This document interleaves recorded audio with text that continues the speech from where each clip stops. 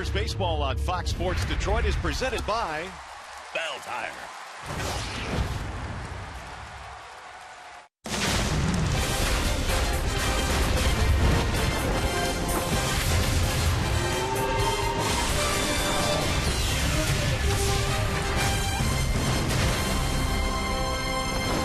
Tiger slugger Miguel Cabrera is just 4 home runs shy of 400 for his career, and the Tigers coming back home from a 10-game road trip. Well, it's a warm night for baseball here in the Motor City. Welcome to downtown Detroit, Game 1 of this big 3-game set featuring the Detroit Tigers and the visiting Kansas City Royals.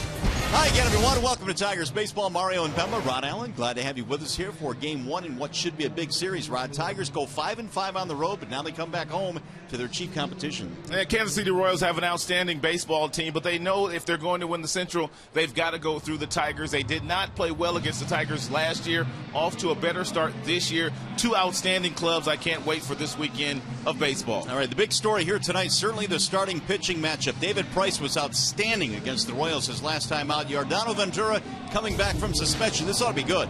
You know, Ventura's had 7 days off, so they're kind of worried about how much energy he'll go out there with tonight, going up against David Price and also pitching in front of a packed house here at Comerica Park. They wonder whether he'll be able to channel his energy.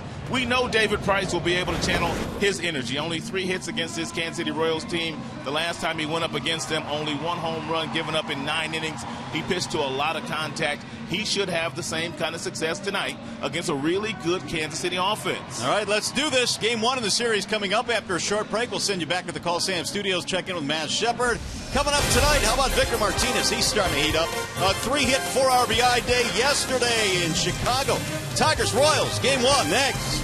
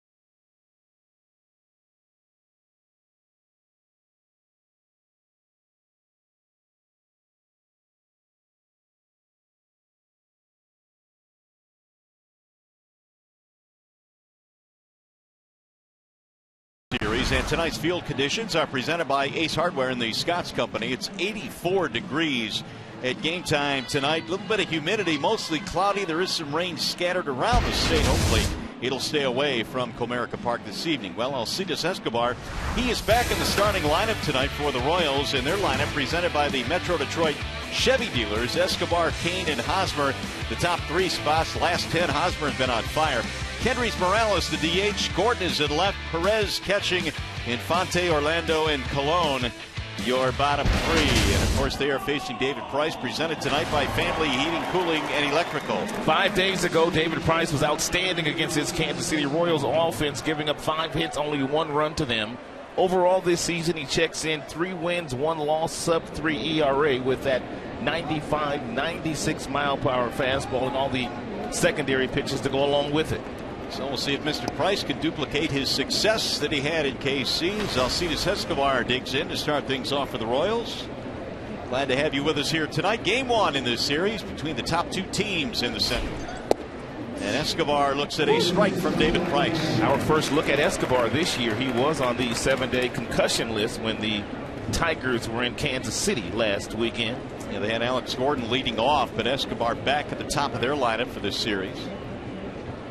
The 0-1 is in for a strike right at the knees. 0-2 on the talented shortstop for KC. Already David Price spotting that fastball, 93 miles an hour on the inner half of the plate to Alcides Escobar. He did a lot of that 5 days ago. Heavy dose of mid-90s fastballs thrown by David last Saturday. 0-2 is poked to right field. That'll drop in, base hit. Let's take a look at the Tigers starting defense. It's presented to you by Beaumont Health System. There was a late change in the lineup tonight. McCann was not in. Avila was. You got Cespedes in the outfield with Ghost and Martinez. Romine, Kinsler up the middle. Castellanos and Miggy on the corners. And David Price would love to have that 0-2 pitch back, giving up that base hit to Alcides Escobar.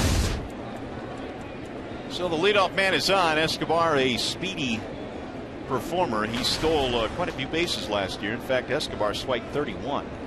He's stolen 2 this year. Has been caught once. There's Lorenzo Cain, and he takes strike 1. The Kansas City Royals have stolen 23 bases as a team. They've been caught 9 times. David Price, being left-handed, could possibly slow down the running game just a tick.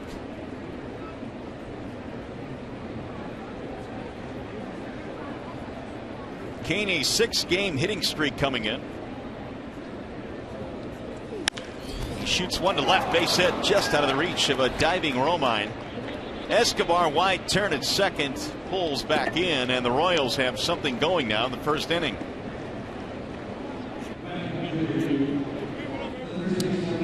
Absolute seed off the bat of Lorenzo Cain, but a nice job by Cespedes getting over and making sure that Escobar, who was running from first base, did not advance to third base. Nice defense there by Yoenis Cespedes. So the Royals, who came into this game leading the American League with a .290 team average and also leading in on-base percentage, putting together a quick threat here against Price. And this is probably their hottest hitter as we speak, Eric Hosmer.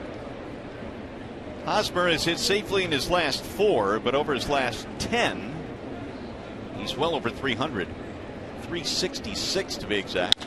And he drills one to right field on a line, sinking and caught by J.D. Martinez. And David Price might have to change his game plan after a couple of outs. It looks like the Kansas City Royals are looking for that fastball that he was so successful with 5 days ago, and he may have to throw a breaking ball or a changeup early in counts to keep these guys off balance. Royals are without Mike Moustakas, who's on the bereavement list. He's back home with family, so he is not here tonight.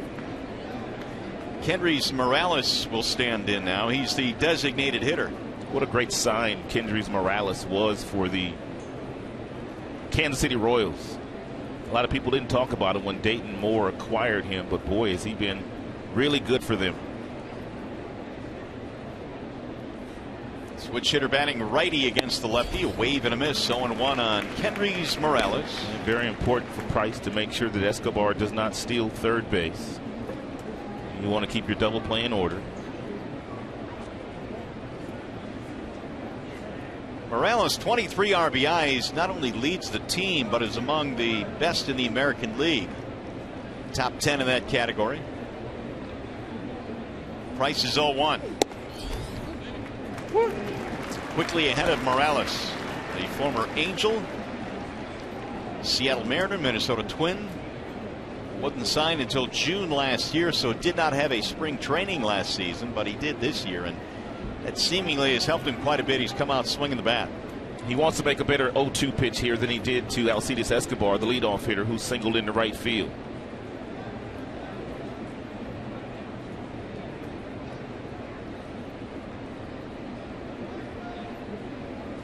Leadoff singles by Escobar and Kane. Royals have a threat going here in the first with 1 out. Kansas City came in half-game lead on the Tigers. They are 18-10. Tigers 18-11. They split the 4-game set back at Kauffman Stadium last week.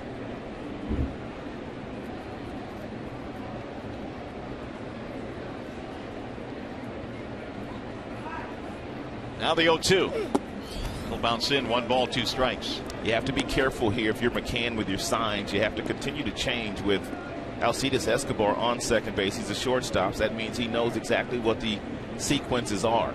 He is 26 of 29 in stealing third base in his major league career. And if he sees that a breaking ball is coming, there's no doubt he'll take off. 1 ball, 2 strikes. Price would love a ground ball here.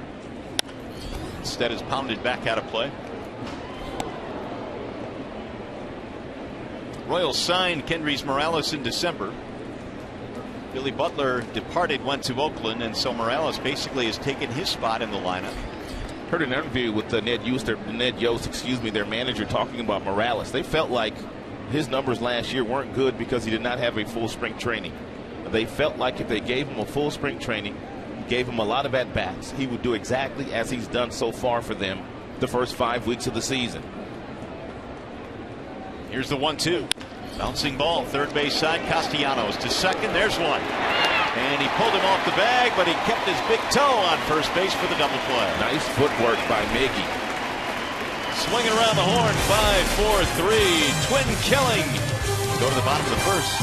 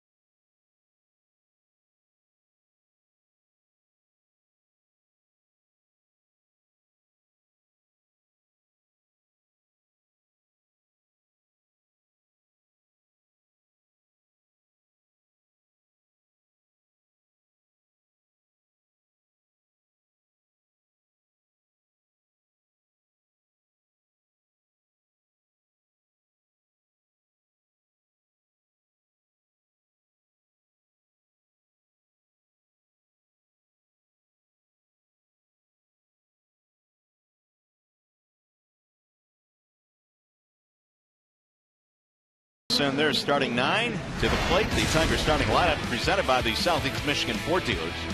Anthony Gose leads it off in center field, followed by Ian Kinsler. He's at second base, 13 multi-hit games this year. Cabrera, Martinez, Cespedes. JD in right, bottom 3, Castellanos, McCann, Andrew Romine for Iglesias, who is out again here tonight. And they are facing the hard-throwing right-hander, Yordano Ventura. He's the ace of their staff, and he is much better than the numbers indicate right now. He's 1-2. He's lost 2, but the ERA sits close to 5. But he does have 20 strikeouts, but he has walked 10. So he's been a little bit more erratic at the beginning of this season than he was last year as a rookie. Very slight of build, 6 feet 195 is how they list him, and a swing and a miss by Ghost. Anthony batting .313, 6 hits on the road trip for the Tigers. He has been a good catalyst for the Tigers offense this year. He's knocked in 7 as well. They'll shoot that one foul down the left field line. And Tigers need to get ready to hit that fastball. Ventura's fastball gets all the way up to 100 miles an hour. As a matter of fact, a lot of his fastballs are right at 97 miles an hour. He's a small guy, but man, does he pitch like he's huge.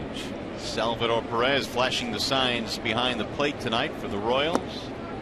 Ghosts did not go, says third base umpire Brian Onora. 1-2 on Anthony. Ventura won 14 ball games as a rookie last year, had a sparkling ERA as well, 3.20. Swing and a miss. Ghosts is out of there, one gone. Let's take a look at the Kansas City Royals starting defense. It's presented to you by Tim Hortons in the outfield. They've got a good one. They've got a lot of speed out there and athleticism. Gordon has won 4 straight gold gloves from the left field position. Kane's going to win one this year. Orlando and Wright, Colon, Escobar, Infante, and Hosmer round out the infield. And Salvador Perez, one of the brighter young stars in all of baseball, behind the plate.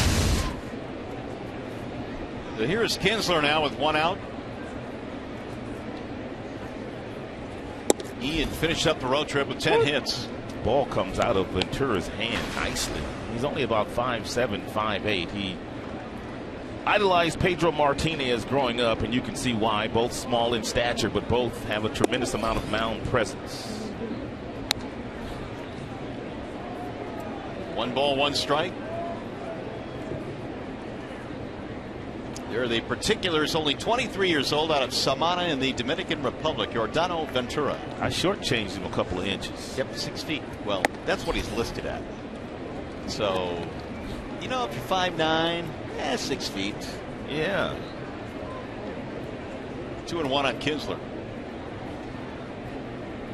Ventura's last start in Cleveland was a rocky one, trying to put a good one together here after the suspension. Here's some numbers on Ventura, and they're very impressive numbers. Since the beginning of the 2014 season, 41% of the Royals pitches thrown 95 and above. Well, he's thrown them. Over 2,043 pitches thrown 95 and above since his rookie season, which is the most in the majors. He's got an electric arm. Soft looper into left field, base hit.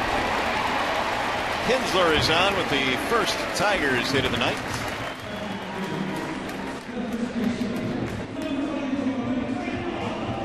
His fastball up in the zone at 97 miles an hour. Shattered his bat, but Ian Kinsler got himself a knock.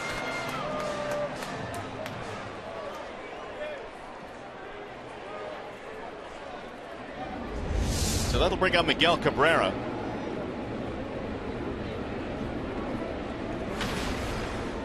Miggy batting .350. He's had 6 home runs this year, and as we mentioned at the top of the show, he needs 4 more to reach 400 in his major league career. Getting word now on why Alex Avila was scratched from the lineup, a right forearm contusion. And that was from that foul ball yesterday, late in the game. Capable backup of McCann will get the call behind the dish tonight. Bends out of there, and it's a strike called on Miguel. We told you about the fastball that Ventura has. It gets up to 100 miles an hour, but he's got a really good changeup that will get up to 90 miles an hour, average 87. He's got a curveball, and every now and then he'll cut the fastball. So he's got an assortment of different pitches, and they're all really good pitches.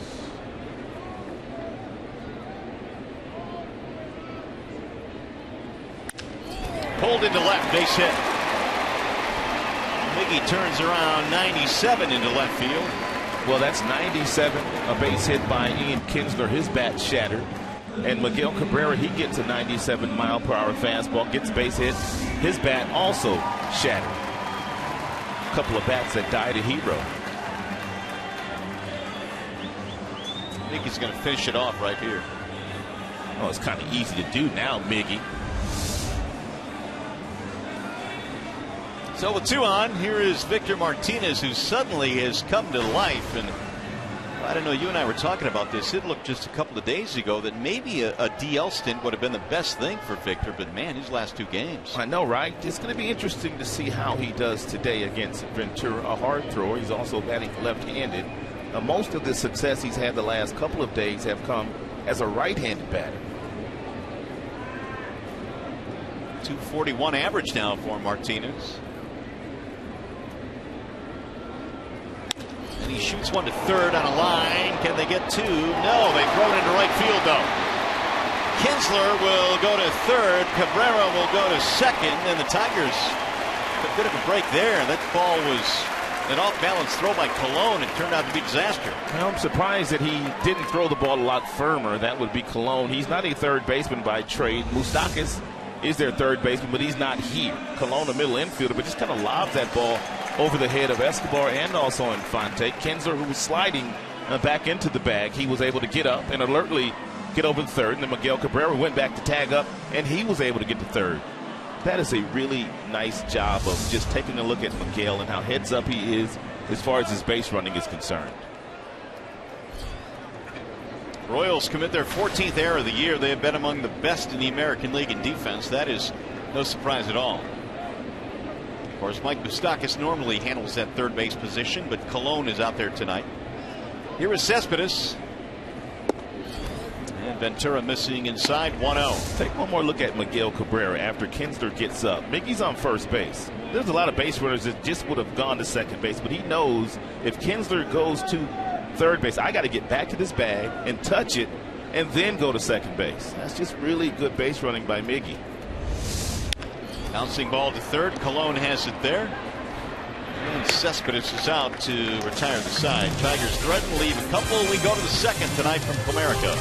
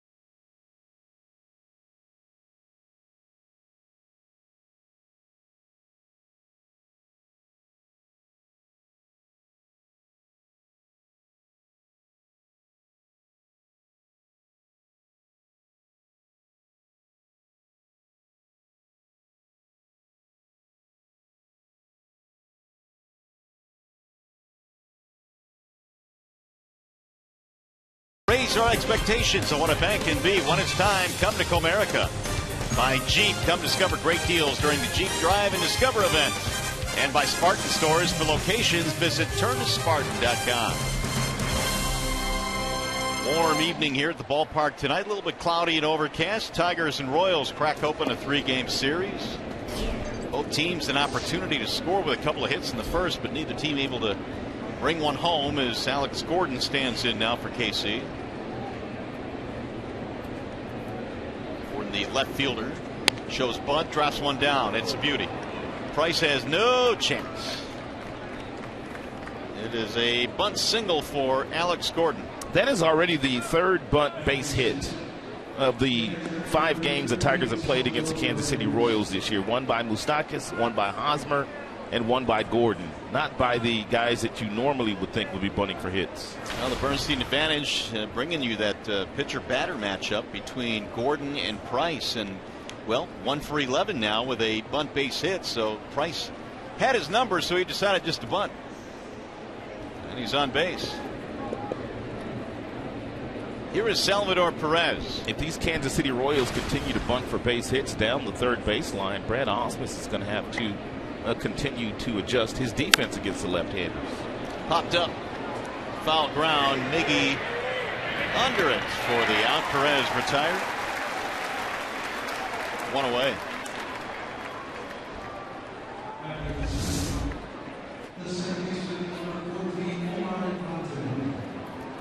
Ooh, he just held out.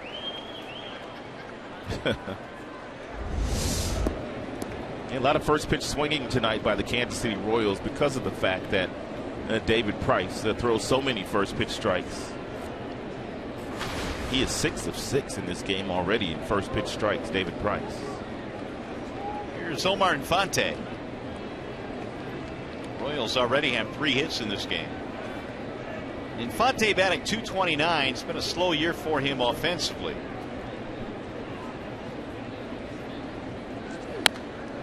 Fouls one straight back, 0-1. He's been on a bit of a slide. Infante 3 for his last 23. Former Tigers second baseman. In fact, Omar played in a couple of World Series with Detroit in 06 and in 2012. And then got a chance to play in the World Series again last year with the Royals.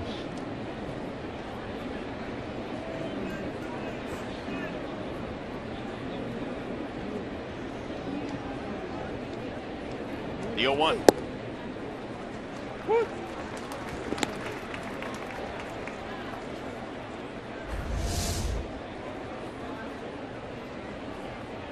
Mr. Fox tracks is saying that cut fastball got back to the corner. Yes, he did. 12th career complete game for Price the last time he faced these Royals. It was his second as a Tiger.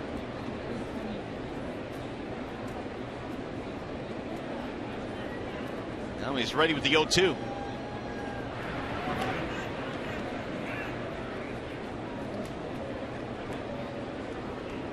Here are the numbers in that start against the Royals. 9 innings, 1 run. It was on a home run by Lorenzo Cain with 2 outs in the 9th, a solo shot. That's all he gave up. And did not walk a single batter.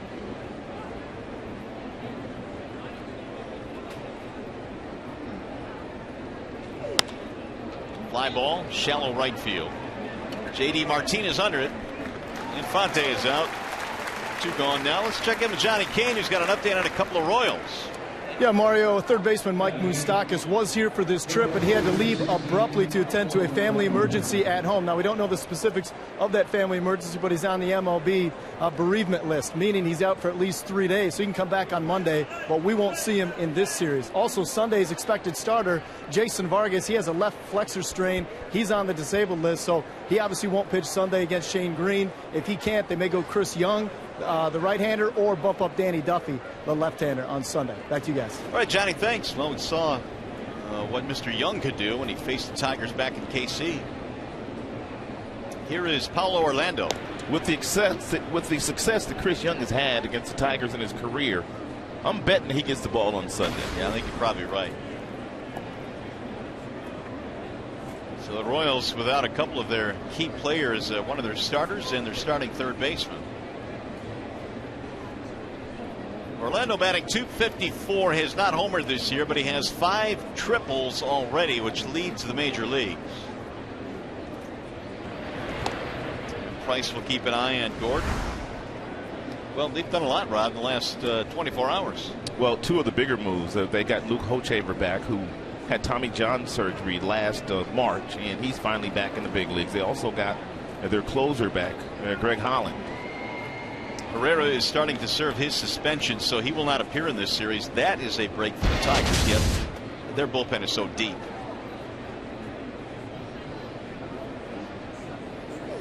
Orlando looks at ball 1 high. it's to the point now where the Kansas City Royals are playing 5-inning games. If their starter gives them 5, they've got 4 guys in their bullpen that can come in and pitch 1 inning apiece, all guys 95 and above, and shut down the opposition. That's how good they are. But if you're Ned Yost, you want more out of your starters, because if they don't continue to give you innings and get better at giving you innings, you're going to wear your bullpen out. Strike called by Alan Porter, 1-1. So it's great to have that great bullpen, but you also have to have your starters kind of uphold their end of the bargain. Yeah, no doubt, because if they don't, it's not going to be a great bullpen. No, they're going to get tired. It doesn't matter how many good arms you have back there if they're being overused. And Yost in his 6th season got his team to the World Series, on the brink of winning the World Series last year. They've got a good team. The story in Major League Baseball last season. Bouncing ball to second. Kinsler ranging left. Orlando is out of there, and that's going to be it for the Royals. We'll go to the bottom of the 2nd.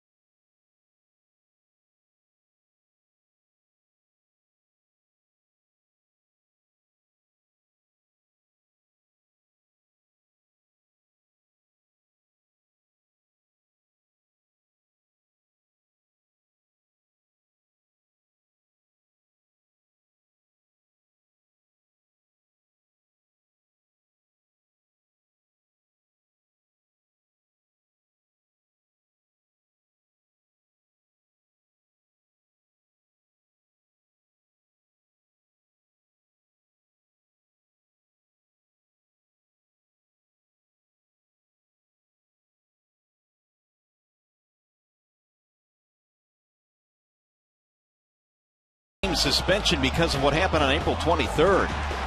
This was in Chicago, and both benches emptied, and it resulted in suspensions really from both sides. You know, he's been right in the middle of all 3 of the dust-ups that they've had this year, the Kansas City Royals. It started for Ventura against Mike Trout and the Angels out west. I don't know exactly what that beef was about, but then he had a beef with the Oakland Athletics and also the Chicago White Sox. J.D. Martinez looks at a ball inside. So it's been an abnormal start to the 2015 season for Yordano Ventura. They're hoping that he settles down. Well, through the suspensions and through the injuries and all of that stuff and the distractions that may have caused, Royals are 18-10. They've been able to play through it. Martinez takes on 2-0. It's high. 3 balls, no strikes. JD bumped down a spot in the Tigers lineup to 6. Cespedes moving up to 5th, and JD trying to get it going. He'll take ball 4. Leadoff man is on for the Tigers. First walk for Ventura. Hey, the Tigers face the Royals this Sunday night at 8:05. It's Sunday Kids Day and Mother's Day. All kids 14 and under and the first 10,000 moms receive a free Mother's Day tumbler. For tickets, call 866-66-TIGER or visit tigers.com. Bring mom out to the ballpark. And so all the guys down in the clubhouse today, all the guys have got their new shipment of their pink shoes and their pink bats that they will use on Mother's Day. Here's Castellanos.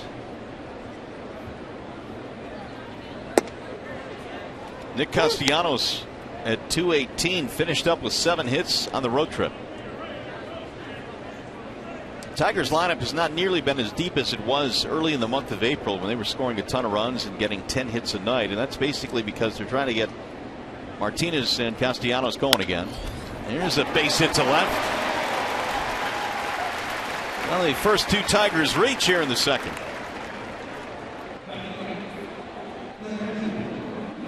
Hey, by the way, make sure you tune in to Tigers Live following the game. We'll select the Fox Sports Detroit Tigers Player of the Game, presented by the 2 for $5 Classic Quarter Pounder with cheese.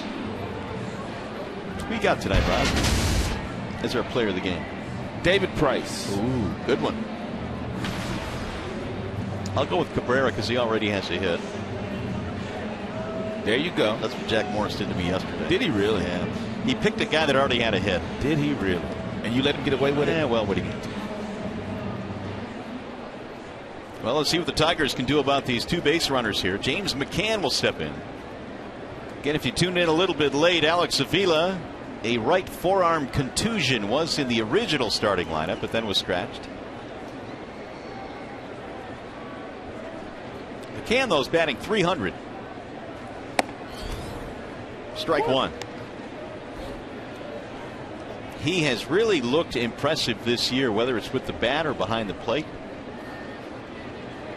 Had a 3-hit game a couple of days ago. Not to mention his first major league home run in the last road trip in Minneapolis and inside the Parker. Softly line that one to center field. Going to drop. Base hit. Bases are loaded as Martinez holds at third, and the Tigers now haven't loaded nobody out.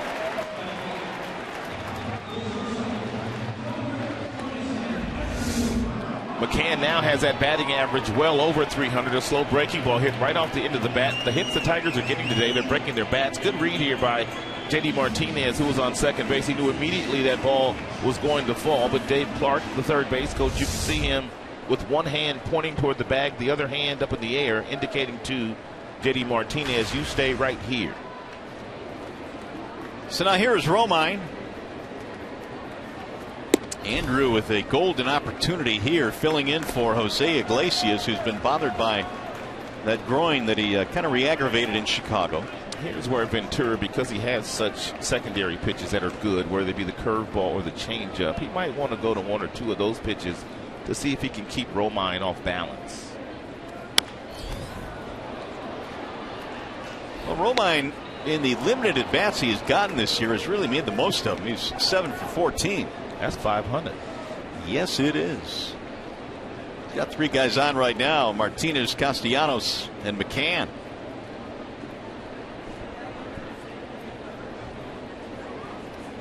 Ground ball right side, base hit. Martinez scores. Here's Castellanos coming home. Throw to the plate. Tag, safe. A two-run single for Andrew Romine.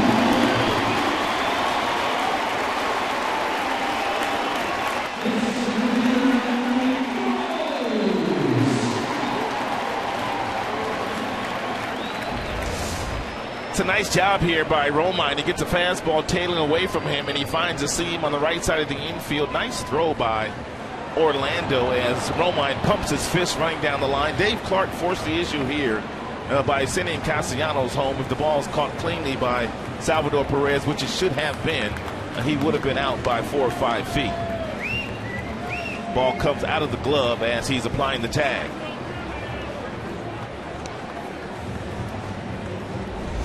Dave Island comes out for a brief visit. Tigers score first here tonight. A two-run single by Romine, and still nobody out. Tigers already with 5 hits tonight against Ventura. Nice start to this homestand. Now Anthony Gose will step in. 2 runs on 5 Tigers hits. Gose showing bunt. Anthony struck out against Ventura back in the first inning. Who'd they give that air to? The catcher, you think? Oh, yeah, that's a first inning air. Yeah, there's no error on that play. That's the Cologne throw that didn't result in any scoring.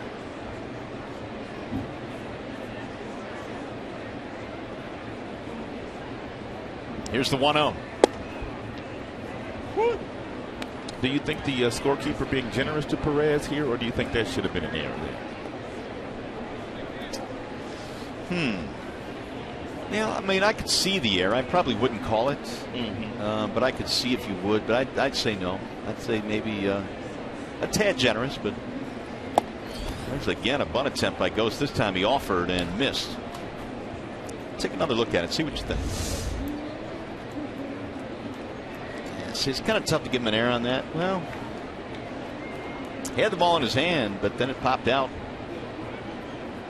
Little bit of a tricky hop for him. You would have given him an error?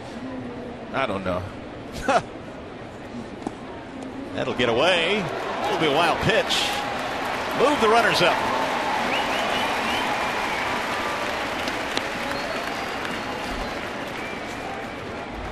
It's a good breaking ball here thrown by Ventura, and usually Perez is able to get out and smother these and keep them in front of him, but this one trickles off to the right enough for the two base runners, Romine and McCann, to advance 90 feet.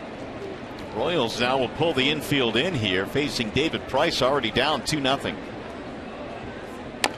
Little chopper hits slowly toward third. Colon going to have a tough play. His throw is not in time, and the bases are loaded.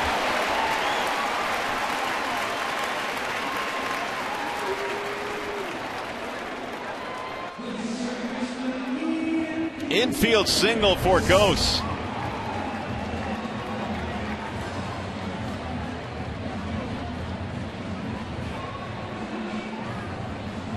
And you can see the Ghost clearly beat the play. Apparently they're checking a replay to see whether they want to challenge it or not.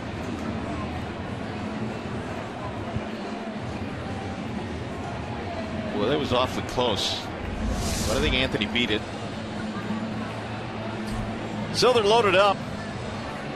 Still nobody out in this inning. The Tigers have had 5 straight reach against Ventura. And now they've got the rather beefy part of their lineup coming up. Kinsler has a single tonight. Tigers with 6 hits, but they're not necessarily tearing the cover off the ball here tonight against Ventura. No, they've had some good fortune.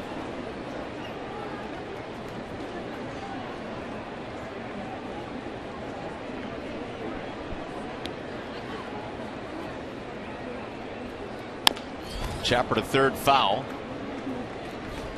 Inning started with a walk to J.D. Martinez, and 3 hits later, Tigers had a couple of runs in. Ian Kinsler is 50% at getting that runner home from third base. Less than 2 outs. 6 of 12.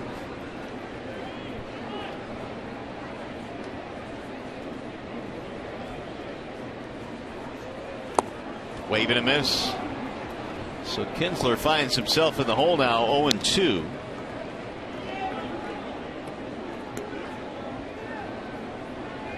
Well, we mentioned it was 84 degrees at game time. Still a beautiful evening here at Comerica Park. Another big crowd watching the Tigers and Royals.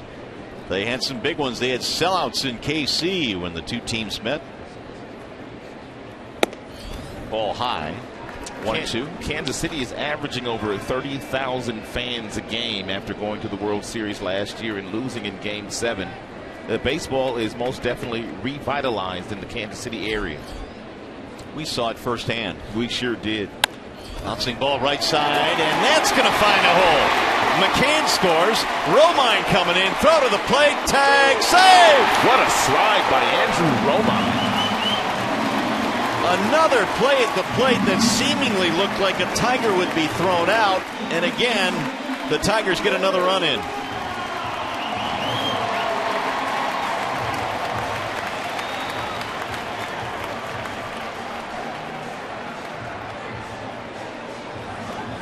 It's a pretty good throw by Orlando, the right fielder. But take a look at the slide here by Romine. And you also have McCann. You can see him to the right of the screen, basically telling him which way to slide. Look at McCann.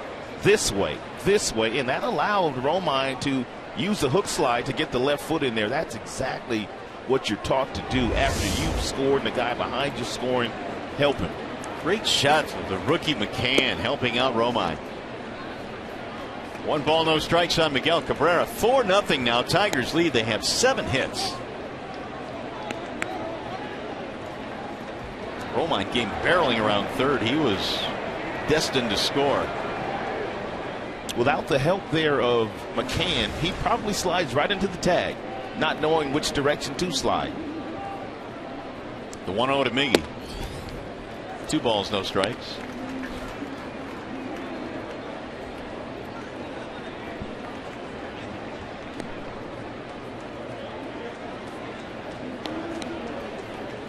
So the youngster Ventura, only 23 years old. As Rod mentioned, not really giving up a lot of bullets here. That one just barely found a hole to the right side of the infield. Good pitch there on the outer edge. 2-1.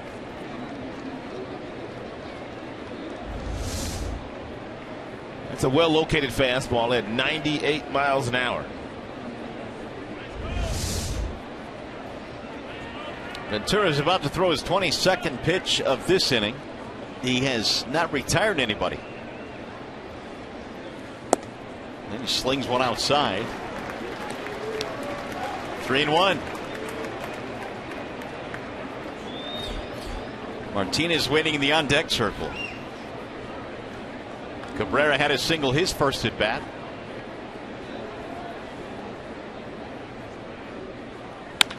Drilled on a line, caught by Escobar. They'll throw back to first and get a double play. Kinsler is doubled up. That'll help Ventura out, but there was a bullet.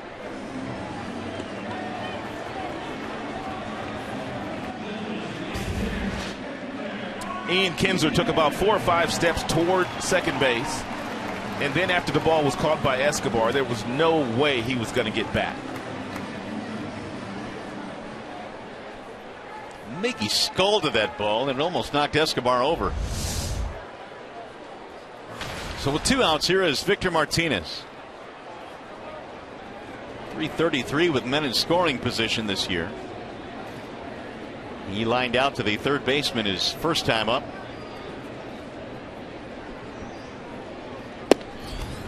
Ironically, in this game, the 2 hardest hit balls the Tigers have both been outs. Right. Everything else has either been finding a hole or blooping into the outfield. If Victor was right batting left-handed right now, they wouldn't even pitch to him. They simply put him on with 2 outs and go after the right-handed batter in the on-deck circle. That would be Cespedes. But right now, Victor not swinging the bat as effectively batting left-handed as he was last year. So they're going to take their chances. But with David Price on the mound, if you're the Kansas City Royals, you can't afford to fall behind by any more than you already are behind right now. Yeah, 4 runs is pretty sizable, even though it's very early in the game.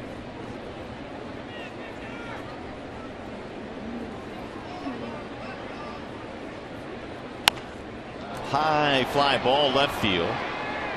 There's Gordon under it, and that'll end the inning. Tigers get a big inning though. They score 4 times. Tigers baseball tonight presented by Bell Tire.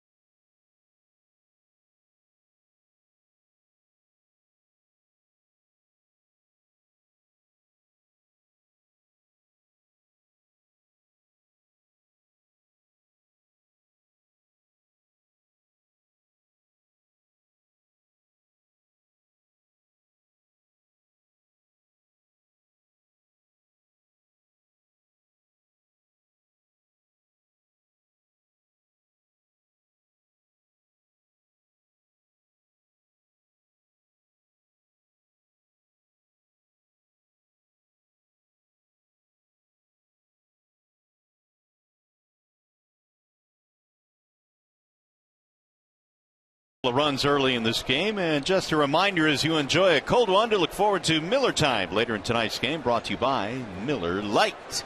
Hey, there's Rod's favorite area. You know it. They're kind of slow up there tonight. Yeah, why don't you go out there and they stir it need up us to get up there to jumpstart the party. Here is Christian Colon to lead it off against the lefty David Price. First one from Price is up high. Did you know that when David Price last pitched in this ballpark, it was 38 degrees? I remember for sure. Snow was falling. He couldn't feel his hand that night. And tonight it was 84 at game time, so quite a difference. He didn't complain one time, though, but he could not feel his hand that night going up against the Yankees. Well, it said a lot to me that he did not use that as an excuse. And you know that it certainly had a lot to do with what happened to him that night. Slice to right field, straight at JD. One gone. Time for a game break now to the studio with Mickey York.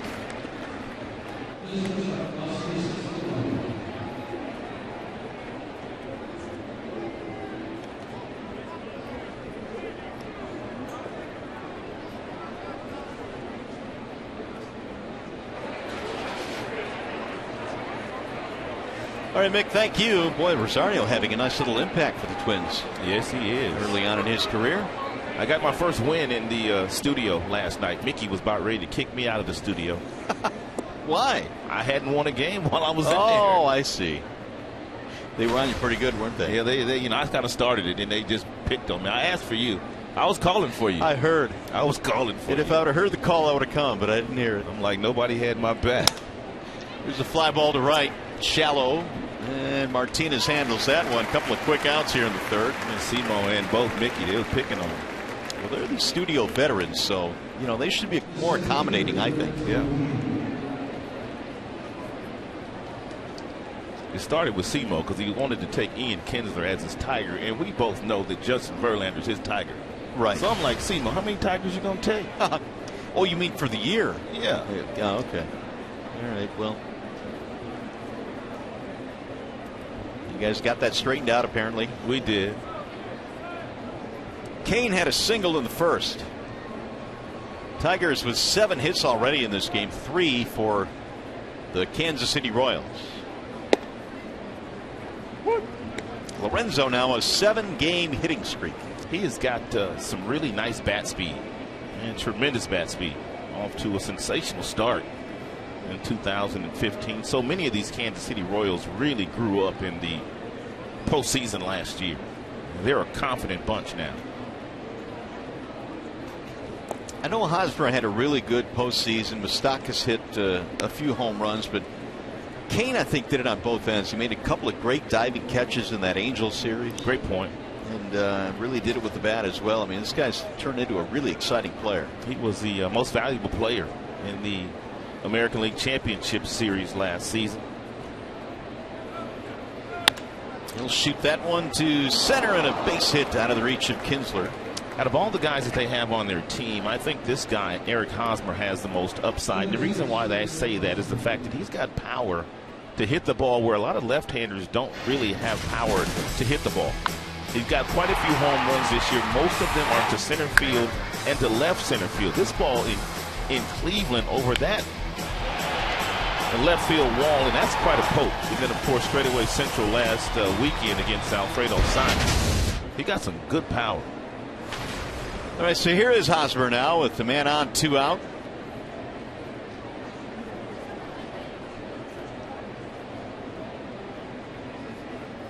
Hosmer homered against the Tigers in the first meeting between these two teams. Also had a bunt single against this shift.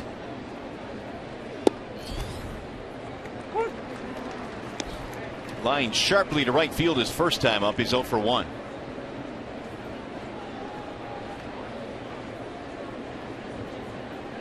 Now with 1 strike in the count, the shortstop Romine backs up.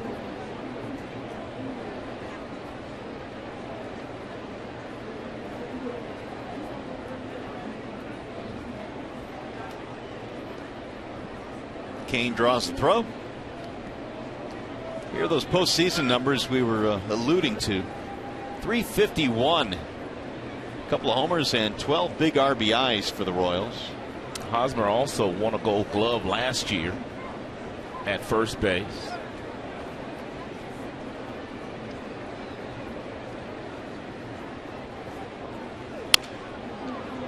Go the other way and foul it back out of play. Well, you mentioned you still think that Hosmer has a little bit of upside. He only hit 9 home runs last year, 17 the year before that. As you look at this kid and as he progresses in the big leagues, what do you think his power numbers are capable of? He can hit 25 for sure, even though he plays in a very big ballpark. I mean, that ballpark is not quite as spacious as Comerica Park, but it's probably the second biggest ballpark in the majors, and that will limit the amount of home runs that he hits, but he will also find a lot of gaps with 30-35 doubles per season because the yards are so big. But this guy will drive in 100 runs every year once he gets rolling. Former first-round pick Eric Hosmer. Here are the numbers each of the last 3 seasons, including this year. He had 17 long balls and 13 down to 9 last year, but this season already at 5.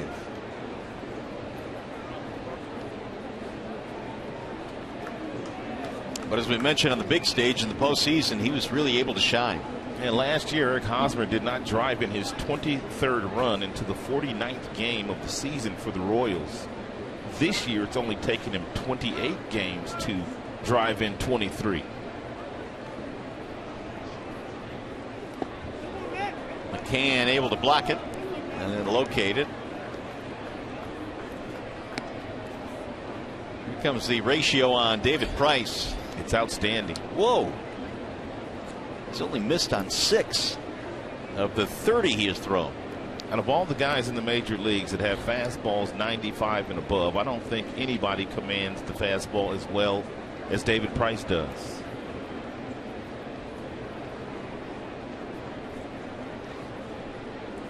He's also really eaten up the Central. 25-10 career against the Central Division. Swing and miss. Hosmer chasing, down he goes. That was absolutely dirty. David Price has his first strikeout of the ball game. Royals get a hit. Strand a man. Here come the Tigers in the bottom of the 3rd.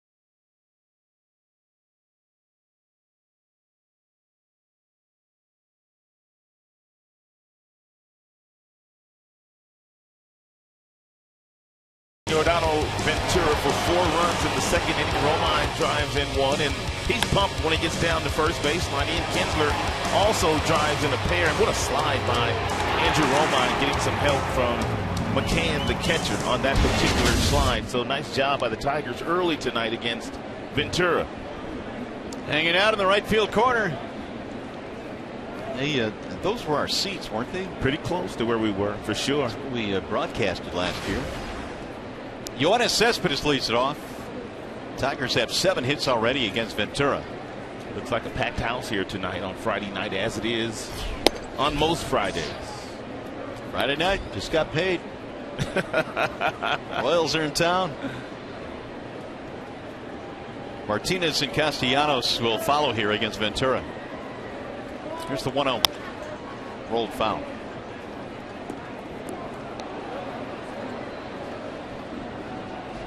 Cespedes bounced out his only time up. He had 11 hits on the road trip for Detroit.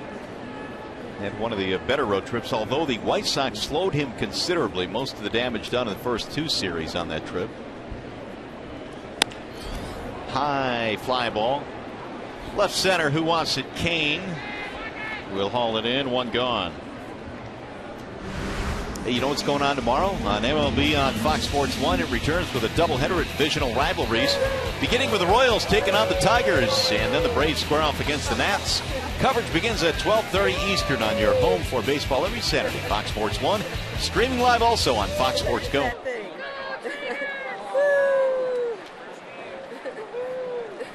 Come on, wave. There you go. 1 out now for J.D. Martinez, who pulls it on the ground to third. Colon is there. 2 outs. That'll bring up Castellanos. Nick, a single and a run scored back in the 4-run Tigers second.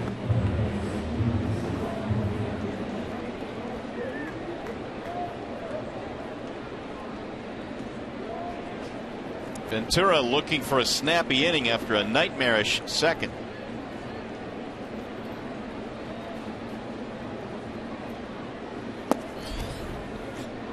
Well, yeah, Ventura finishes with a little bit of style. Every pitch he throws, he kicks that leg and flips the arm up. I guess you can do that when you throw 97.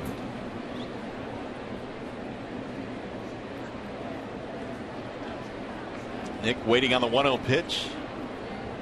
And Ventura now will step on.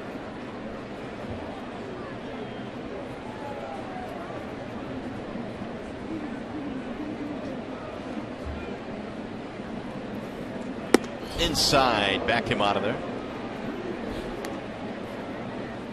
And not your normal finish if you're a pitching coach, but I guess it works for Ventura. Kind of straight up and down once he delivers that baseball.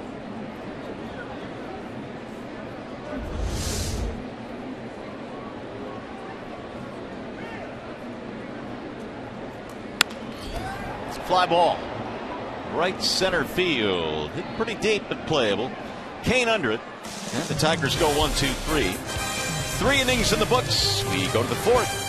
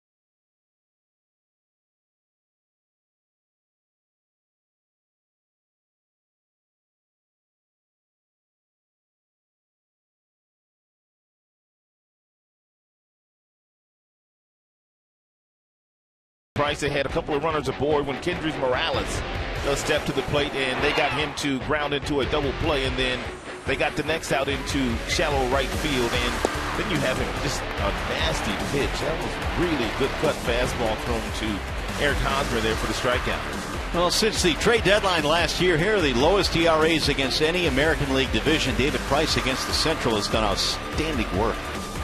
A 1.82 ERA. King Felix has pretty much beaten up on his division, the West. You just love the fact that when Price goes out there, his motto is on or out in 3 pitches. And for the most part here tonight, he has been able to either get some contact on 3 pitches or get an out on 3 pitches. And it's just what allows him to go very deep in games. Well, as he did his last time out in KC, a complete game victory in just 106 pitches. And that changeup slipped on him. David only struck out 3 in his last start, that complete gamer. He's one of those guys that 2 balls, no strikes. You pretty much bet you're still going to get a fastball from him. He's not afraid. And Morales drives it down the right field line, foul. There are some guys in the big leagues when you got a hitter up there having the success that Kendrys Morales is already having this year, above 300. He's driven in 23. If the pitcher falls behind you, 2 balls, no strikes, he might try to trick you, but not David Price. Here it is, hit it.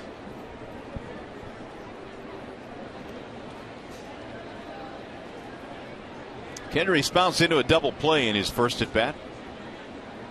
5-4-3. Driven to right field. Martinez going back. Has room. 1 out. If you missed David Price last Saturday, here's a little bit of what he did. He pitched 9 innings in the game. We told you that. He gave up 5 hits in the game, just 1 run. Did not strike out a lot of batters and did not walk anybody. He kept the ball out of the heart of the plate and really was able to slow down the Kansas City Royals team that was simply on fire. He was sensational last Saturday night. 2-0, 1.16 ERA. 5 games against the Royals. Dominance. Gordon had a bunt single his first time up. Oh, that cut fastball is a really good one today. He threw one to Hosmer to strike him out to end last half inning, and then that one at 88 to Gordon. And look at the life on this pitch. It's a cutter, not a slider, but a cut fastball.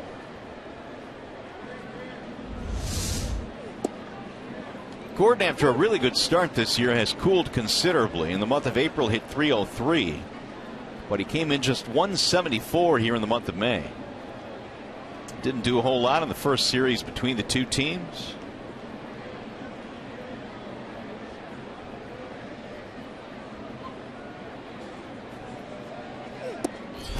Just off the plate. 96 from Price.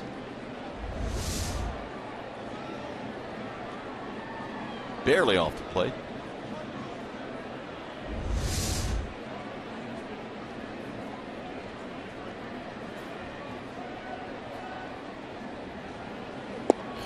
Missed again outside.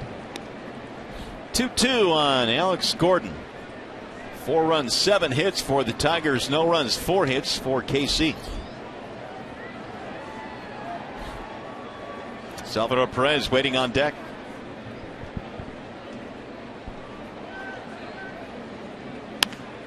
Lifted toward left field, slicing away from Cespedes. He is on the run, still going back. And that ball is up against the wall. Gordon is on his way to second with a double. It's a 1-out, 2-base hit. His second hit tonight. He was able to get ahead of Alex Gordon with a couple of really good cut fastballs at 88 and 89 miles per hour respectively.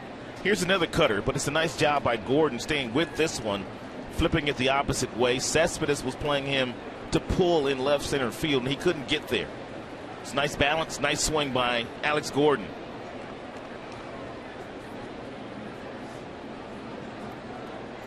Ball almost went out, about halfway up the wall.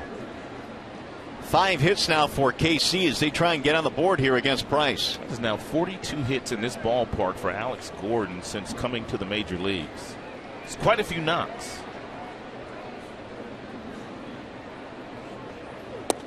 There's a ball low to Perez. Salvador popped up his first time. Perez has really been able to shine in these situations. 464 with men in scoring position, third best in the American League.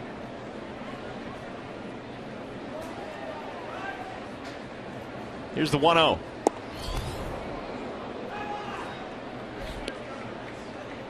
It's a good fastball there by Price on the inner third of home plate. Perez had the jackknife out of the way.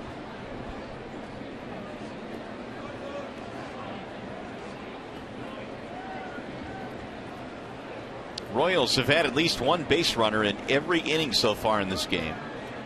But Price has been able to keep him off the board to this point.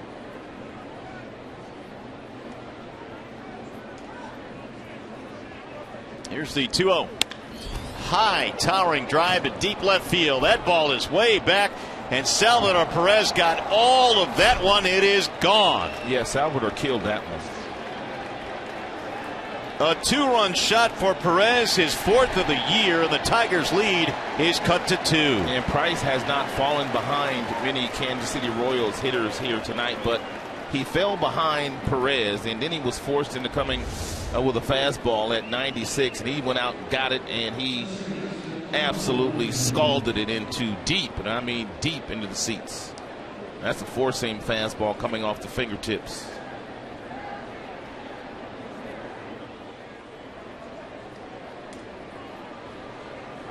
RBI 17 and 18 for Perez. 4-2 ball game now. Here's Omar Infante. In for a strike. 0-1 on Infante. Flied out to right field his only time up. Gordon started the rally with a double, and Perez knocked him home with a homer.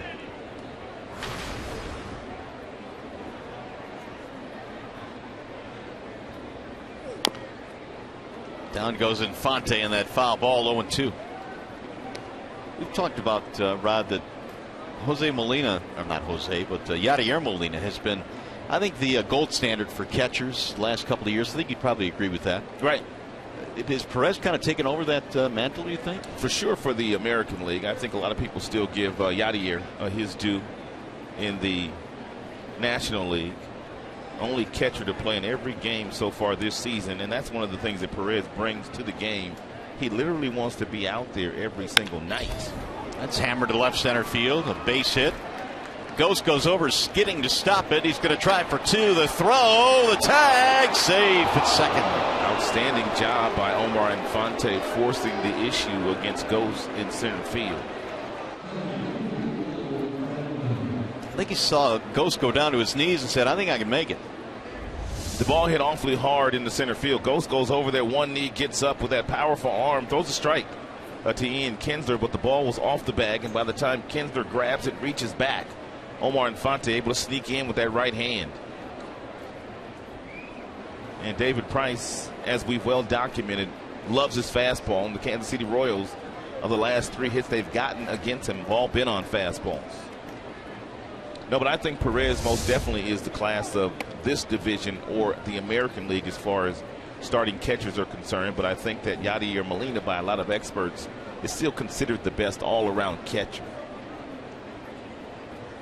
Well, Perez showing his abilities again here with the 2-run homer and the double now by Infante. 3 extra base hits against Price. And G. Lamont gets on the telephone. David Price probably unhooked those phones tonight. He no calls down to the bullpen. They can't seem to get a line. I wonder why. He called it disconnected to service for tonight. It's pretty good. Here is Orlando now. Paulo Orlando. All of a sudden he becomes the tying run at the plate.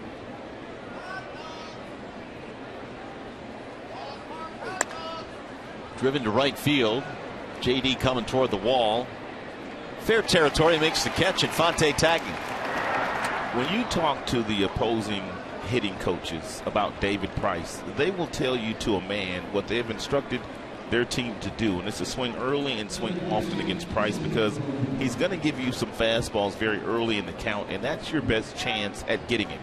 Once he gets ahead of you, and if you allow him to get ahead of you with a fastball, he can really put you away with the best of them. There's Dale Swain, their hitting coach, who's off to a really good start with his team. he has told his guys to be very aggressive tonight against David. Here's Colon now with 2 outs.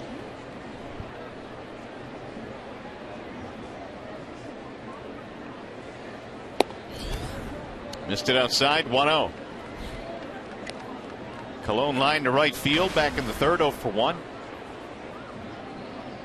Tigers ran out to a 4-0 lead. It's now 4-2, courtesy of the Perez home run.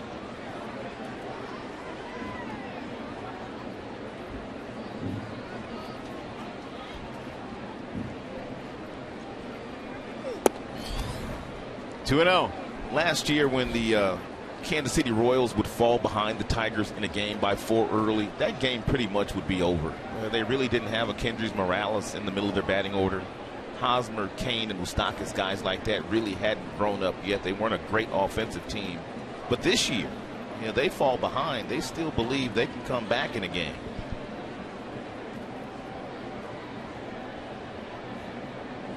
The 2-0 pitch.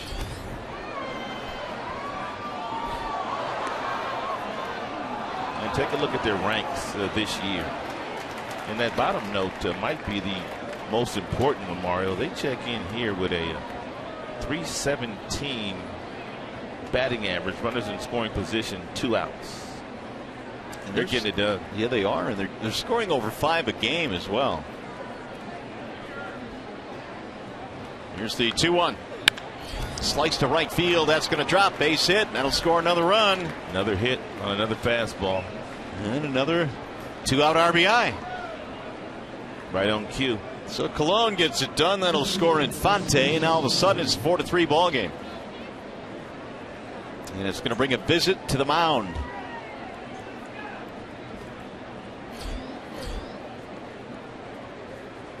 This has been the obviously most stressful inning for Price, pitch count wise, 20 of them now. Colon just picked up his 4th RBI. Not a very long conversation with Jeff Jones.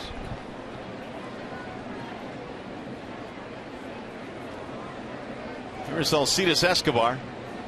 And now all of a sudden the Royals have more hits than the Tigers do. They've out hit the Tigers 8-7.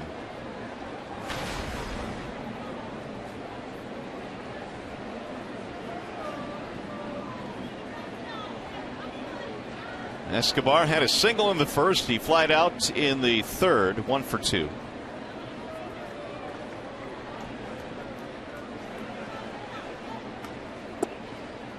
Ball 1. Escobar last year batted .285, knocked in 50. Not a whole lot of power there. He hit 3 home runs.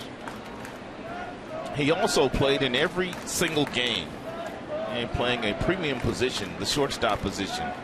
Played in all 162, and then every day in the postseason. There's another base hit. Escobar has his 2nd of the game. Now the tying run goes into scoring position. Boy, the Royals all of a sudden coming alive here against Price. That's 9 hits. Yeah, it looks like it's going to be one of those kind of nights. You've got a couple of aces on the mound. Ventura for them, Price for the Tigers, and there's been already 16 hits in the game. Yeah, not the way you thought the script would go.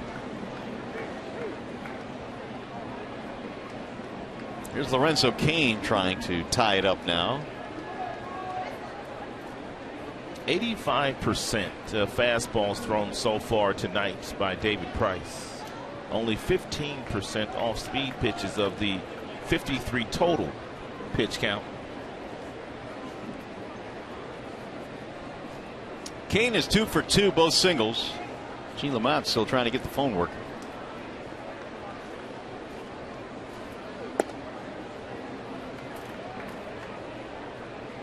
Cain now 7-game hit streak. He opened the season with a 10-game hitting streak. Got off to a very fast start. So his average now very healthy.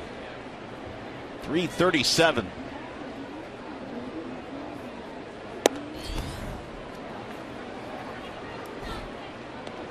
Two and 0, and there is the right-hander Wilson starting to throw.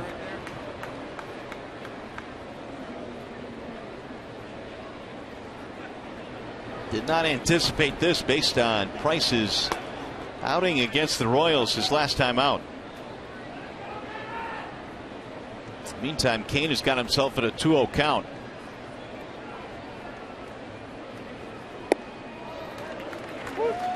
Off speed that time, 2-1. Good pitch.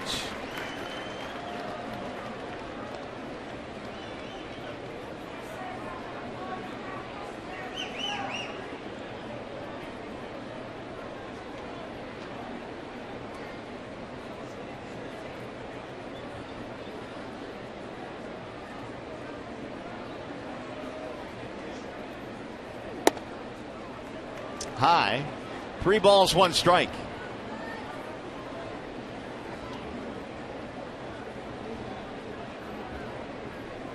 Pitch count starting to climb now for Price.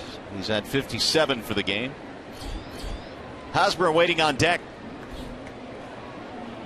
Royals have 3 runs in, 2 runs shot by Perez, RBI single by Colon. 3-1 is hammered back out of play. 3-2. 27 now this inning for Mr. Price.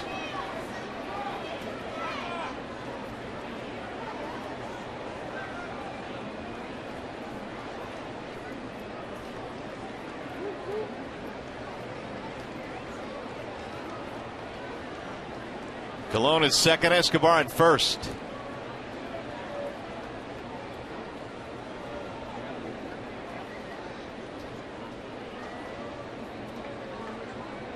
Here's the 3-2.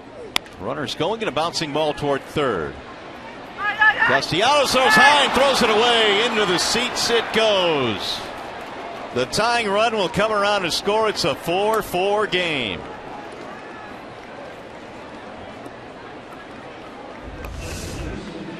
And Castellanos dropped down to a sidearm angle. You can see where he throws that ball from, and that's why the ball sailed on him. Miguel Cabrera, even though he stands 6 feet 5 inches, not able to help Castellanos out on the other side of the diamond.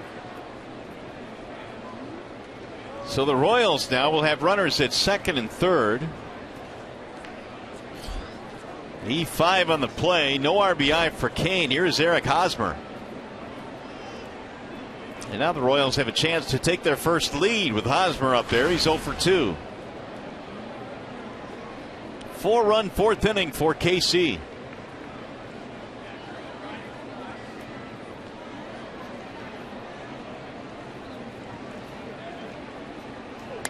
Hosmer had a rip straight back to the screen. 0-1.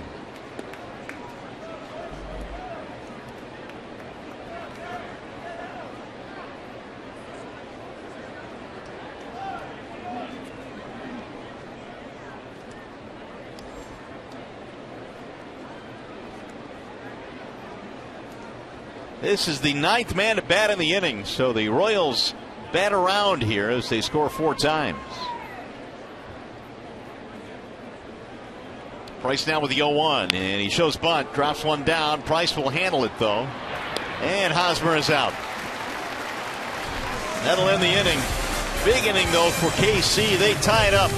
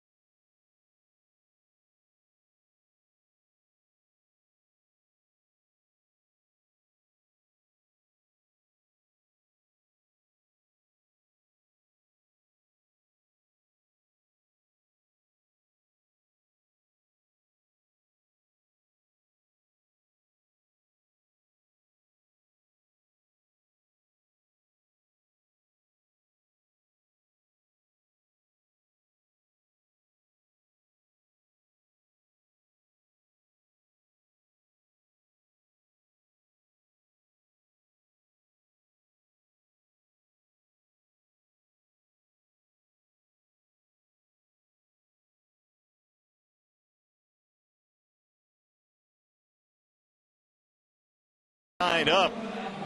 And don't forget, don't miss out on the May Party Suite special, available for all Monday through Wednesday games in the month of May. Special packages include 15 suite tickets, 18 soft drinks, 6 pizzas, and chips and dip. For more information, call 313-471-BALL and check it out. The sweet deal here in the month of May. Gather all your friends, bring them out to the ballpark. Salvador Perez with a 2-run homer, highlighting a 4-run fourth inning for KC. Now Yordano Ventura has new life, and he will face the bottom of the Tigers lineup: McCann, Romine, and then Gose. Back up the top. Ventura had a 1-2-3 third. Starts off McCann with a strike, who had a base hit, part of that 4-run second for the Tigers. A huge inning for the Royals starter, Ventura, who falls now to a 1-1 count with McCann in the batter's box after your team's gotten 4. You have to limit the damage. And of course, the Tigers are trying to pile on some more runs.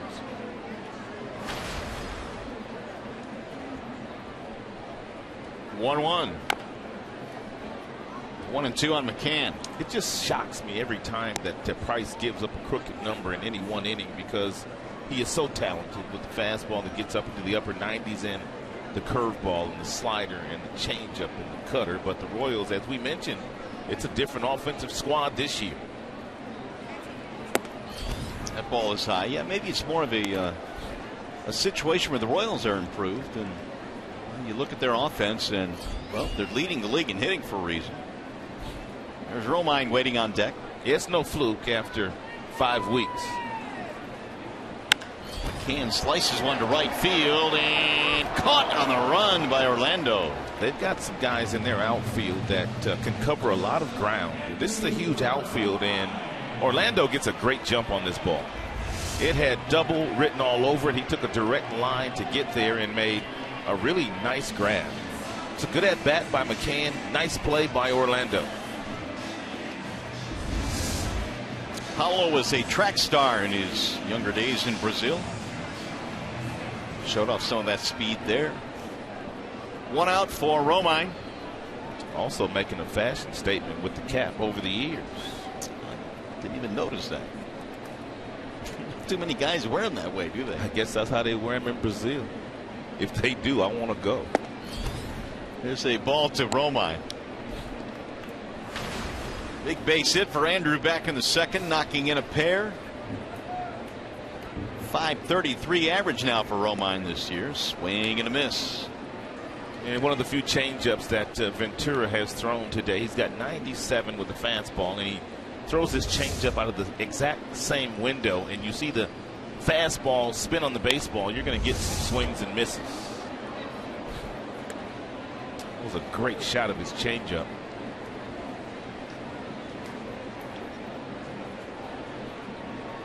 Romine now is 8 for 15.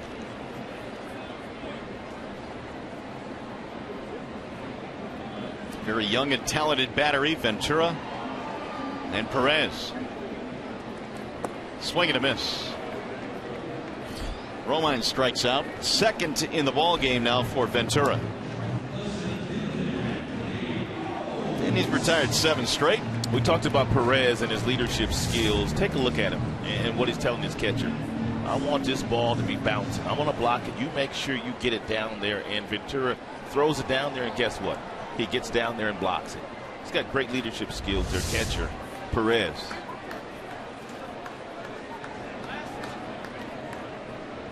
Two outs for Anthony Gose. Ball 1. I was talking to Gose the other day. Did you know in high school he pitched? I knew that. Did you know he threw 97? I did not know that. I asked him the other day. I said, I read you pitched in high school. How fast were you bringing it up there? Nah, 97. Oh, he was very casual with his answer. Extremely casual.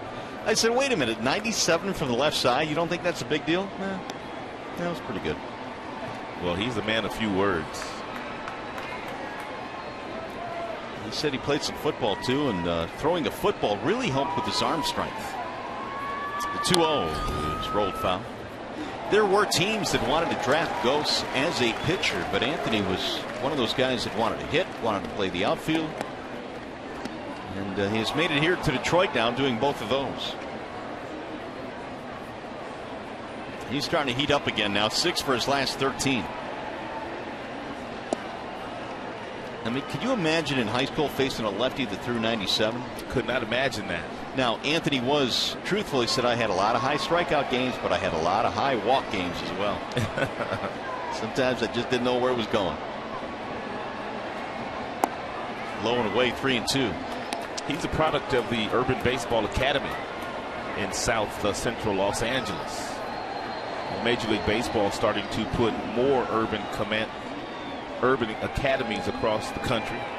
Los Angeles was the first one. And Ghost has just taken a 2-out walk.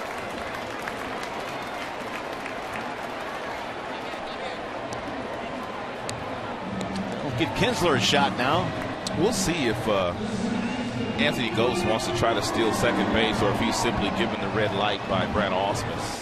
It's almost impossible to steal against this combination of Ventura and Perez. One, Ventura gets the ball to the catcher very quickly, and Perez has one of the best throwing arms from behind the plate of any catcher in our game.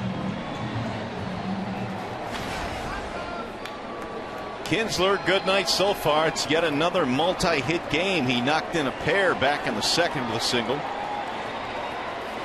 His 14 multi-hit games this year is tops in the American League. Ball 1. Anthony Ghost looking like he wants to try to steal his 6th base of the year. He's only been caught one time.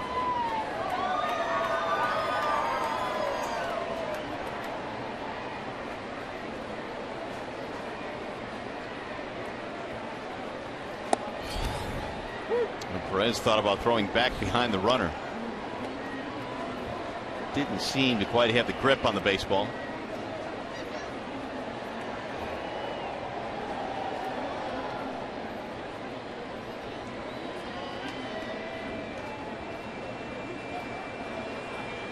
Kinsler waiting on a 1-1 pitch.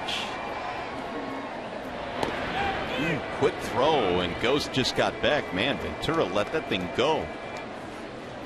One of the reasons why there's not a lot of stolen bases when he's on the mound. He's got a quick move over to first base, and he also very quick getting the ball to home plate.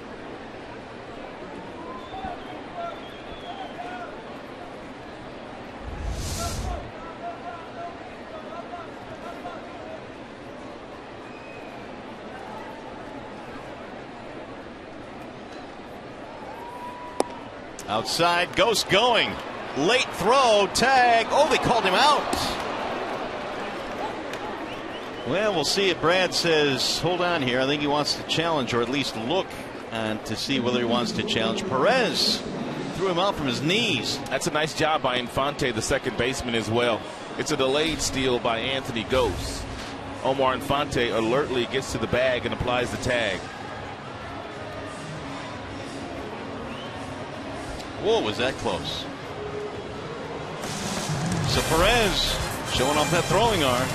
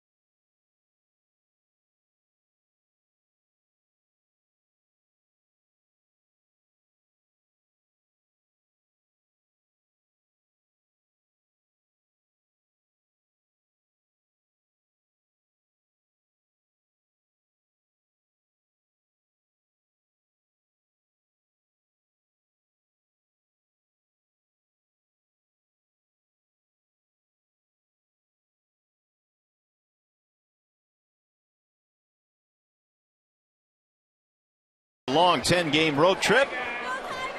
Tigers fans enjoying this one tonight. It's been a good one. Royals and Tigers tied up at 4. And as we go to the 5th inning, it'll be Kendrys Morales to lead it off against David Price.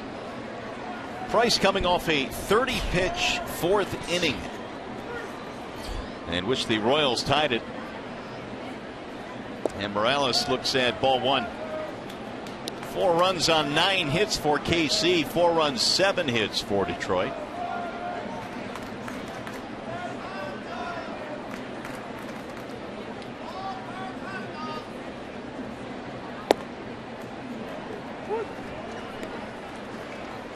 Well, the Tigers have a stretch rod in which they will play 13 of their next 16 right here at home. So, I mean, when you talk about stretches, they kind of survived that 10-game road trip with a split, 5-5. And as they say, try and get that 500 on the road and make hay at home. Well, they'll just try to win series here. They'll try to win 2 of the 3 here this weekend against Kansas City and do the same against the next opponent that comes rolling into Comerica Park. Well, the Tigers also 15-7 against teams within their division, the Central. Yeah, they have 18 wins this year, 15 against the Central. How about Kyle Lobstein yesterday? Man, was he good.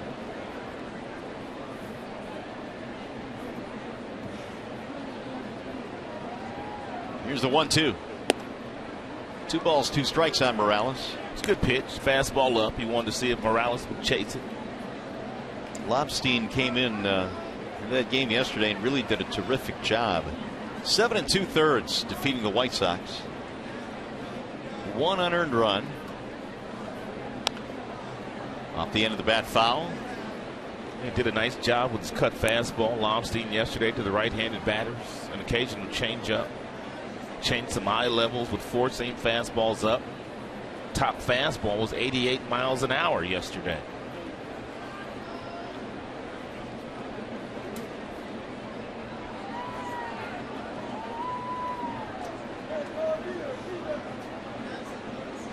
Price now with the 2-2.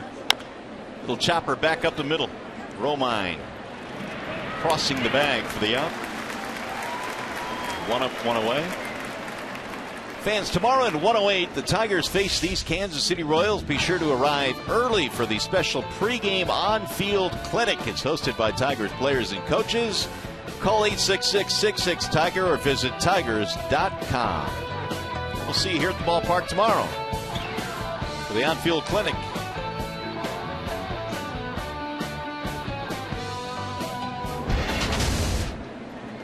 Alex Gordon now with 1 out. Gordon had a double in his last at bat. In fact, he got the rally started, a 1-out 2-base hit, which was followed by the Salvador Perez homer. Yeah, David was able to get ahead of Gordon. No balls, 2 strikes. Gordon also a bunt single back in the 2nd.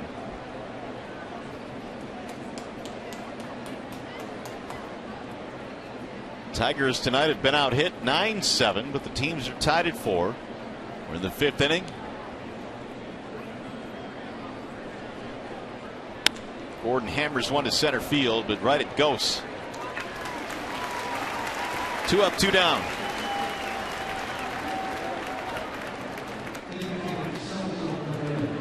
So here is Perez.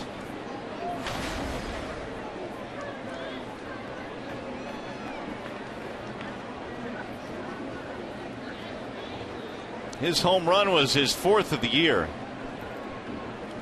He had been struggling recently. In fact, yesterday snapped an 0-for-11 slump with a couple of base hits. He always performs very well offensively against Tigers pitching. He's done that since he's come to the big leagues a couple of years ago. Fly ball to straightaway center. Ghost is under this one as well, and it's going to be a 1-2-3 for David Price. Tigers baseball presented tonight by Bell Tire.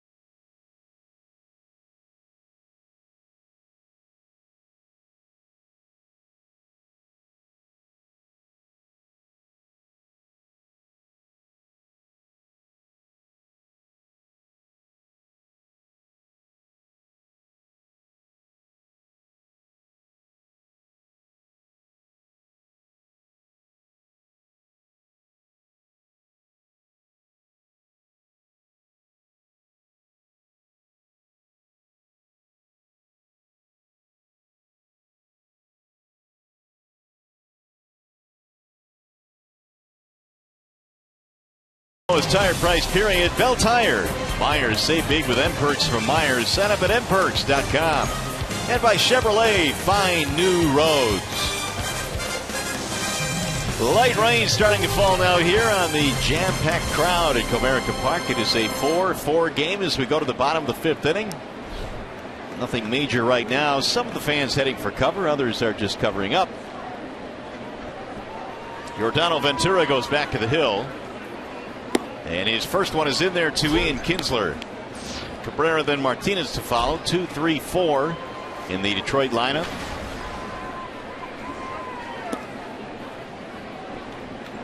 Ventura, a lot like David Price, really not a whole lot of motion in his windup. He basically takes that one step, uncoils, and then brings it home. That's pulled foul. And the count now is 1 ball and 2 strikes. Starting to see a lot of guys that have really good arms, good fastballs go to this kind of delivery. Very simple delivery. It allows them to command that fastball that much better. Gone are the days of the hands over the head, the big arm swing back behind your back, and then the delivery to the plate. Last guy I remember doing that was Paul Byrd of the Royals. Of course, Hal Newhouser had a big kick back in his day. Drilled to left field. Gordon on the run, won't get it. That'll bang off the wall. Going to be extra bases for Ian, and he is in with a leadoff double. He is 3 for 3. Big night going so far for Kinsler. Here is our T-Mobile game changer. What do we have for you tonight? Well, here are the active home run leaders with their all-time ranks. Cabrera, 396, is 56th. He is one behind Adrian Beltre. Ortiz on that list. Alex Rodriguez, number 661, passing Willie Mays yesterday. That was the first extra base hit for the Tigers tonight. Ventura missing inside to Miguel. Ian Kinsler now has 14 multi-hit games, which paces the American League. This one a 3-hit game so far. 2-run single. He's got a double here in the 5th. And Miggy is 4 home runs shy of the magical number of 400. That would be the most homers once he gets there of any Venezuelan player that's ever played in the big leagues. Now time called by, I believe, the catcher Perez. Andres Galarraga, and the Big Cat was his nickname. Hit .399.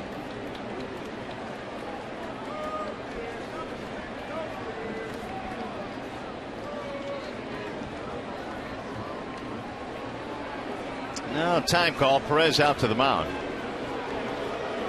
This has certainly not been a game we thought that would be dominated by the starting pitching. Both teams have put up their share of base hits. Royals have 9, Tigers have 8.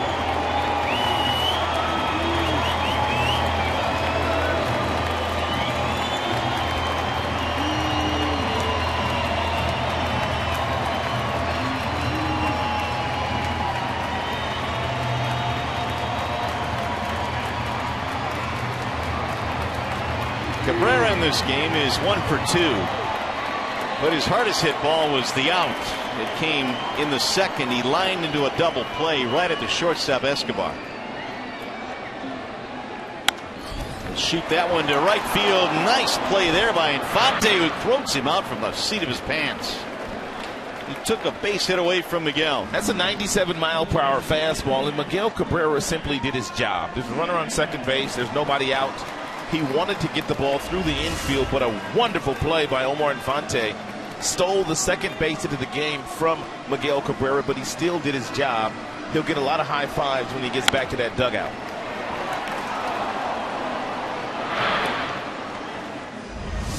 Miggy was giving Infante some grief too. Omar Robs, his former teammate. So Cabrera advances the runner. Now the infield coming in with Victor coming up.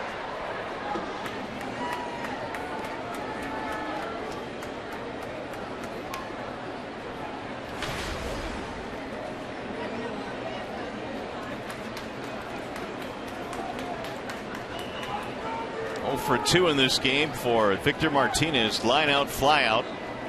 Go ahead run 90 feet away. Ball 1. And Victor looking for one fastball that he could flip the left field deep enough to score Ian Kinsler. He also is 6 of 12 at getting that runner in from third, less than 2 outs. No need in trying to pull that fastball at 97 miles an hour. Off speed, he rolls to 2-0 now in the count. Cespedes waiting on deck. If they go to 3 balls and no strikes, they might just put Victor on.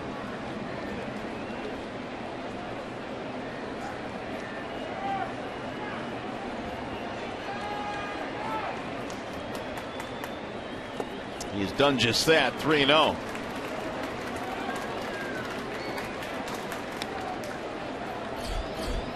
There's Cespedes lurking.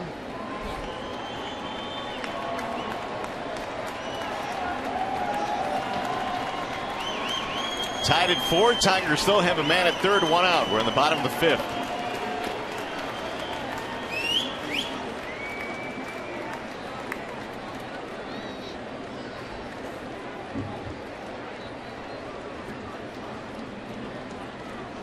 Way outside, ball 4. So Martinez gets the walk. Put him at the corners now for Cespedes.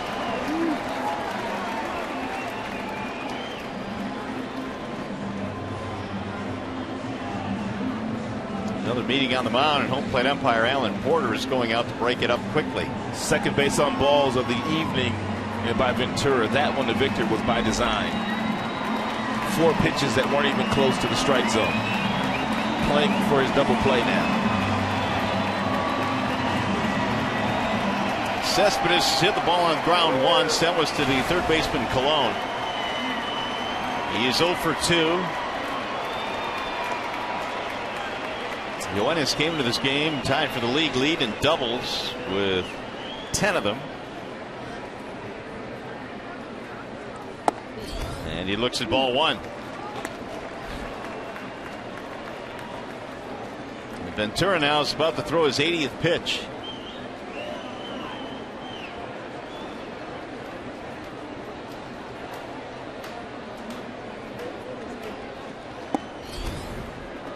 Two balls, no strikes.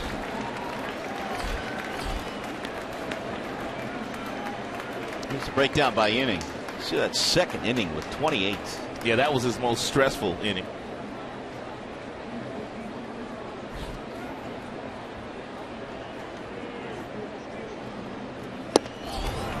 Two balls, 1 strike on Cespedes. And Cespedes helped him out there on the 2-0 pitch at 97.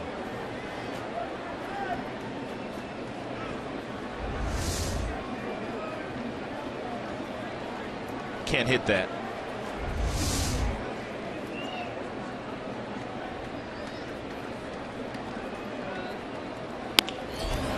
That is yanked foul down the left field line. Royals were hoping for some length out of Ventura tonight. They used 5 relievers in their win yesterday. It was over the Indians. There's action now. Jason Frazier warming up. As a matter of fact, in their last 2 games against the Cleveland Indians, they have needed 14 innings out of their bullpen. Whoa. Frazier did not pitch yesterday. One of the few guys that didn't. Tap to third. They're going to come home with it. Bounces in, and now Kinsler will be tagged out. Kind of surprised that Colon didn't go the 5-4-3 route.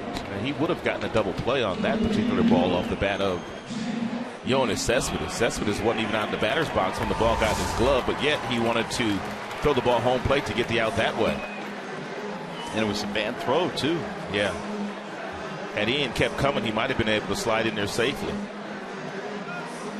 We told you earlier, though, that Colon is not a third baseman by trade. He's more of a middle infielder.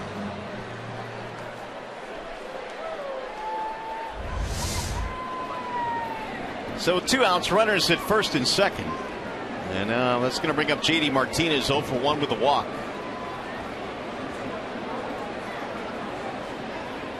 And yet another visit out to the mound. We've had quite a few of these here tonight. Well, he visits the mound more than any catcher that I can remember. I mean, Alan Porter now is not even waiting. As soon as he goes out, Porter's right in his hip pocket.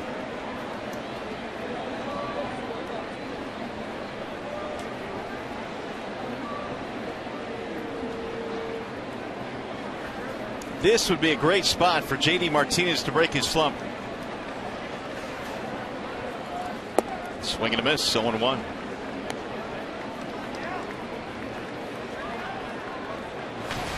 J.D. had a base on balls to start the rally back in the second, eventually scored on the 2-run single by Romine. Tigers had a 4-0 lead at one point, and then the Royals tied it with 4 in the fourth. On the outer edge, 0-2. It seems like J.D. Martinez a lot the last week or so, as he has struggled. Every time he goes up there, the count appears to be no balls and 2 strikes.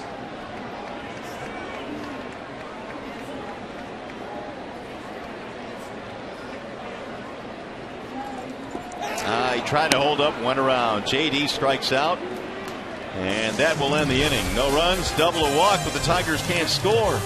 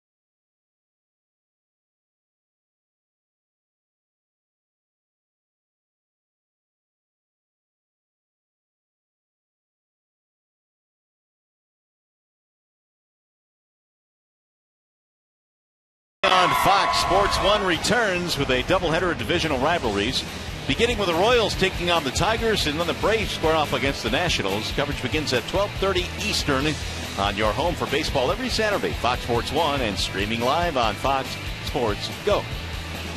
Joe Davis, Eric Karros will have all the action here tomorrow from Comerica Park.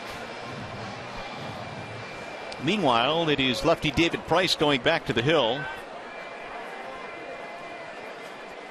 He's got the bottom 3 to deal with here. It'll be Infante, Paulo Orlando, and then Christian Colon.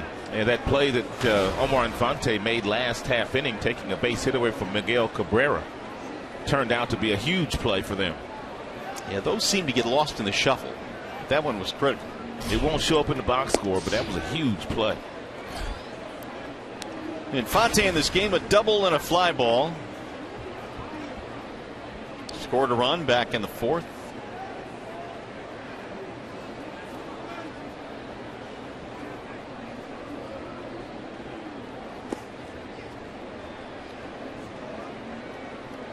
Omar was 3 for 24, and then he had that 2-base hit in the fourth inning, which helped out the Royals. The Royals have out hit the Tigers 9-8. With a very light rain still falling here at the ballpark.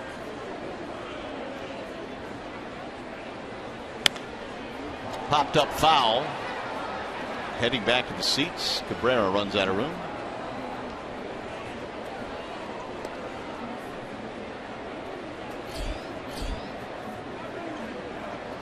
75 now for Price. 52 strikes, 23 balls.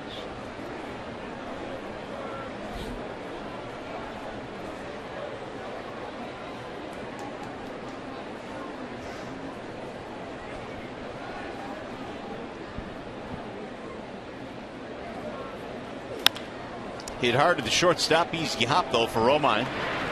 Infante is out of there, one gone. To the studio we go. Game break time. Mickey York.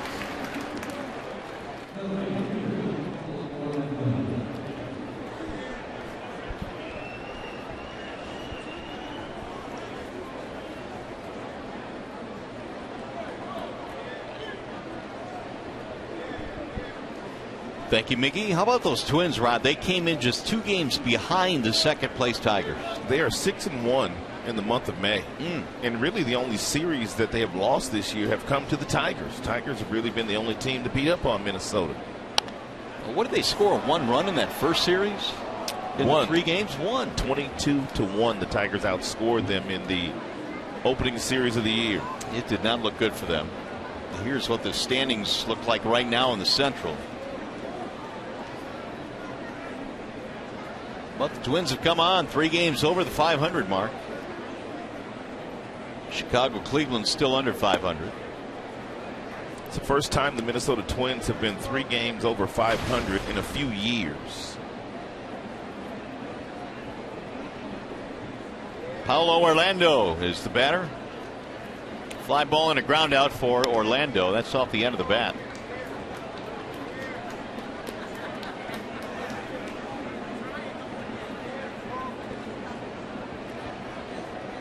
Orlando became the 3rd native Brazilian to play in the big leagues this year, joining Yan Gomes of the Indians, Andre Rienzo of the White Sox.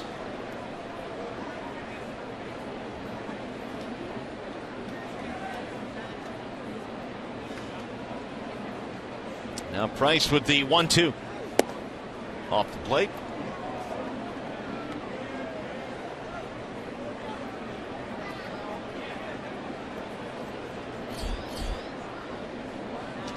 Colon waiting on deck.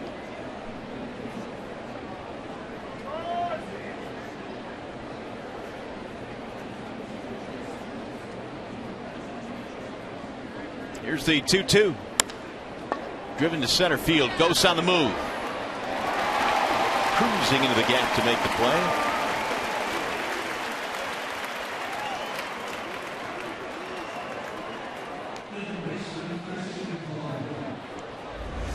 And Ghost can play some center field. He's off at the crack of the bat, takes a direct line to get to this ball, and able to run it down before it gets into that right center field gap. 6 in a row retired by David Price since that error in the 4th inning by Castellanos tied the game. I like the adjustment that Price has made the last couple of innings. The first 4 innings, he was 85% with his fastball, and even though he was throwing 95, they were putting it in play. And they scored 4 runs in that inning, and he's simply gone to some softer stuff the last couple of innings, and their swings have not been as comfortable as they were earlier in the game. Yeah, the results certainly have been a lot different. Here is Colon down to 73% fastballs. Yeah, he was up to 85 just 2 innings ago. 1 ball, 1 strike. Colon had a 2-out RBI single in the 4th inning. Turned out to be a key hit, made it 4-3 before they tied it up on the air.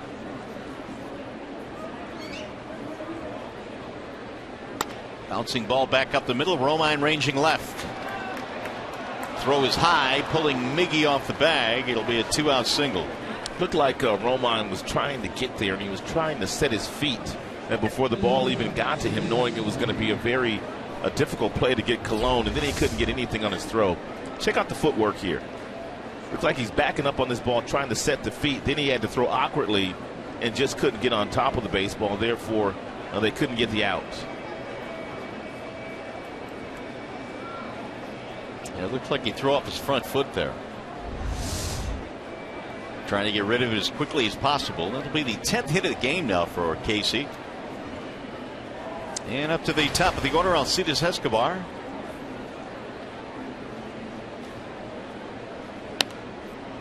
Banged foul, back out of play, 0-1 on Escobar. Here is our Xfinity high-speed pitch on David Price this evening. His top fastball has gotten up to 96.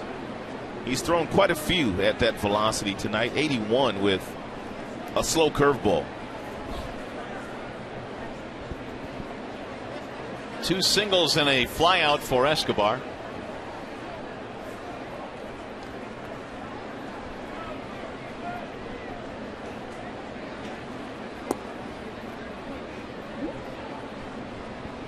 Alcides coming back. This is his first game back off the concussion list.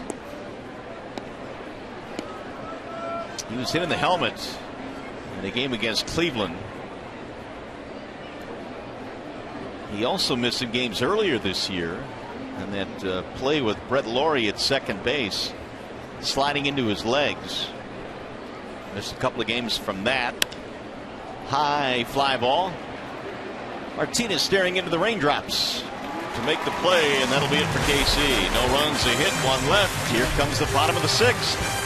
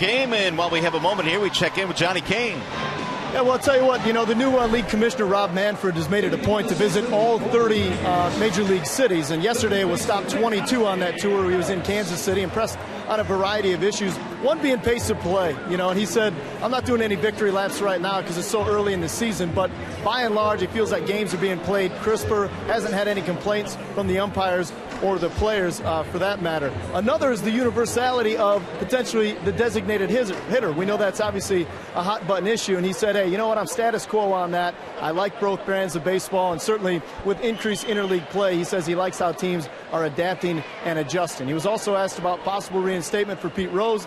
Unsure about how that's going to develop, but there will be talks about that. And, of course, Pete Rose will be a big part of the All-Star Game festivities in Cincy.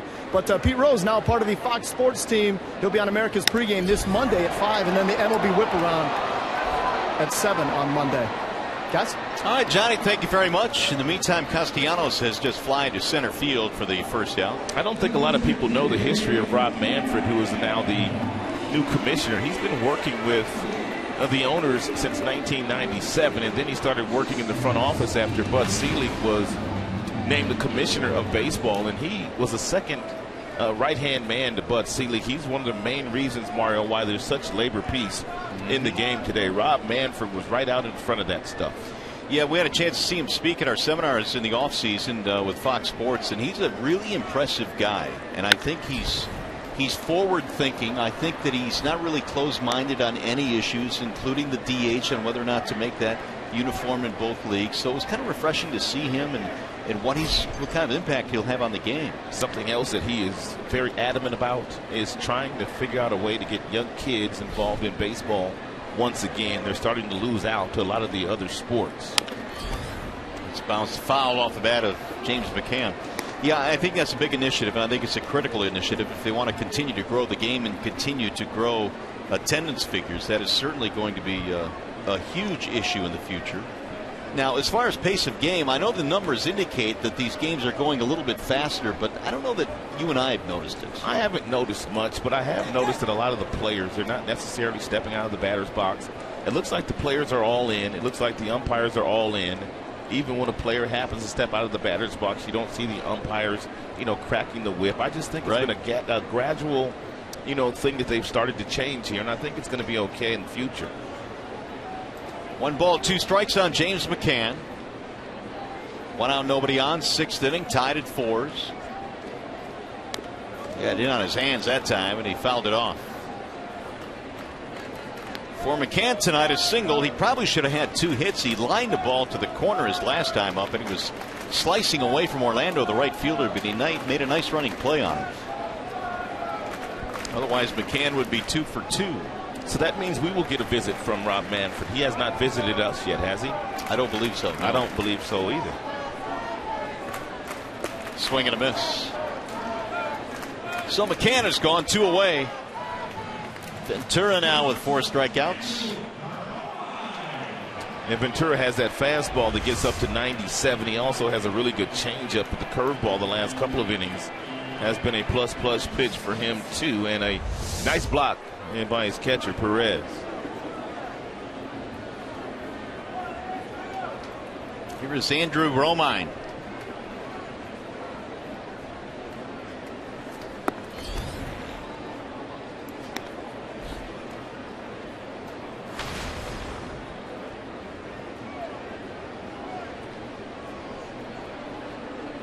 Two-run single for Romine in the second.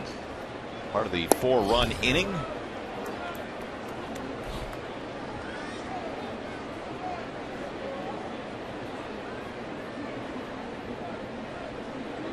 Ventura has allowed just 1 hit since that 4-run second. Ball sliced to left field, hit well. Gordon is on the run. He'll get there though right at the warning track. It'll be a 1-2-3 inning. 6 in the books. That means we go to the 7th.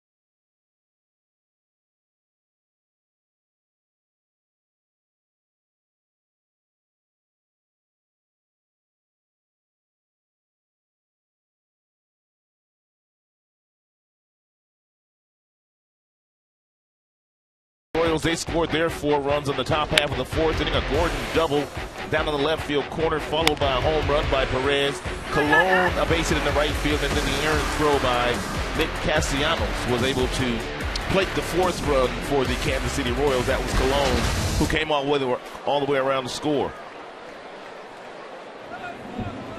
So it is a 4-4 game as we go to the top of the 7th here at the ballpark. Light rain has been falling on and off throughout the course of the night. Looks like it's lessened up right now. They've had to bring some diamond dry out. And here come the Royals in the top of the 7th. Some umbrellas are still out. David Price goes back to work. He's got Lorenzo Cain to lead it off. Ball one outside to Cain. And the one thing that you want to do against Lorenzo Cain, you want to stay out of predictable fastball counts. Cain has one right now. Oh, good pitch. Outstanding pitch.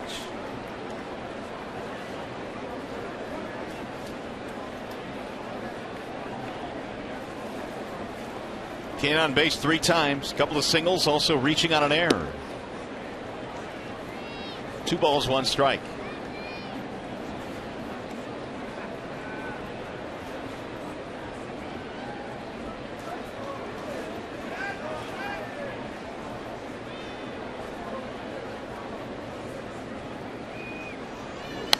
Cain fouls it away. 2-2 on the number 2 hitter.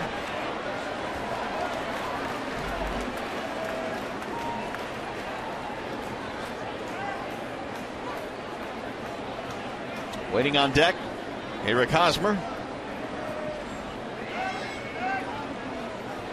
Royals again without Mike Moustakas on the bereavement list. He's back with his family, so they are short Moustakas, who will not play in this series.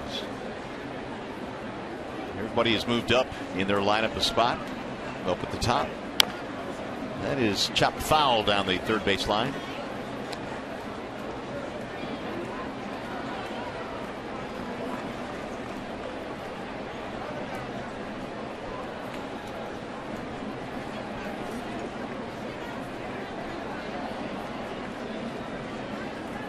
Cain now a 7-game hitting streak, courtesy of his 2 singles tonight.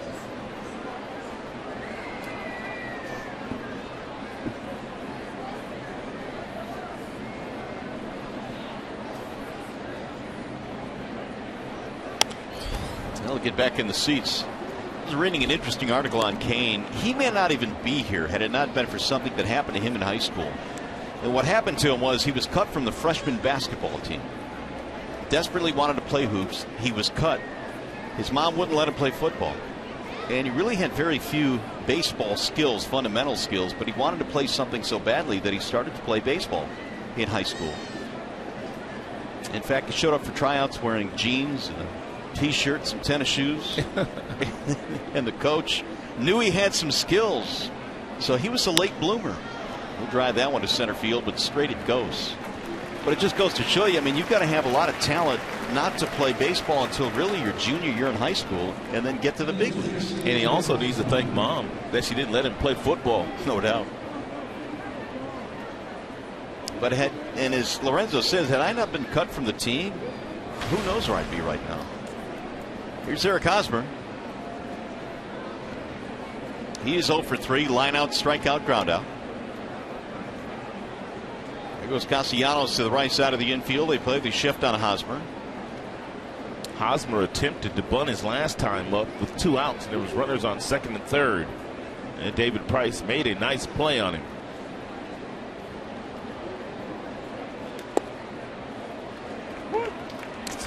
Hosmer did that successfully in KC, didn't he? Yes, he did. It's a nice curveball there thrown by David Price at 80 miles an hour. Starting to throw more of those.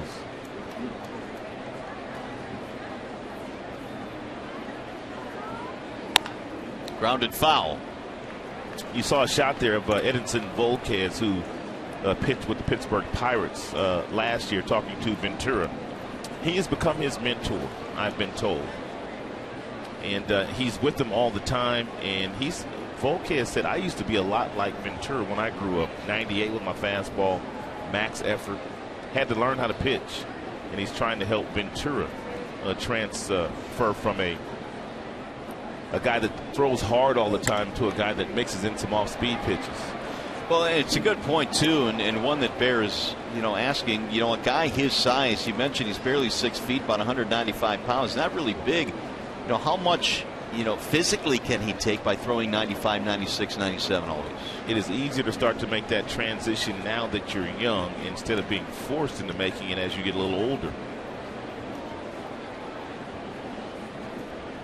0-2 on Hosmer.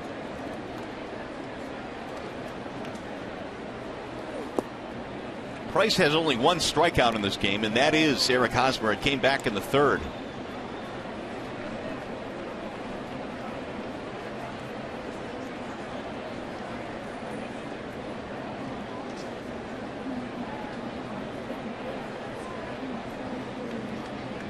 One ball, two strikes. We're in the seventh, 4-4 game. Bouncer right back up the middle. Kinsler on the backhand. Look out, has to avoid Romine, and diving in with the base hit is Hosmer. And there's got to be a little bit more communication there between Romine and Kinsler. If you're Romine and you're playing every day, beyond a shadow of a doubt that Kinsler makes this play. But Romine got on the other side of the bag, and he kind of got in the way of Ian Kinsler. Therefore, Kinsler couldn't make the play.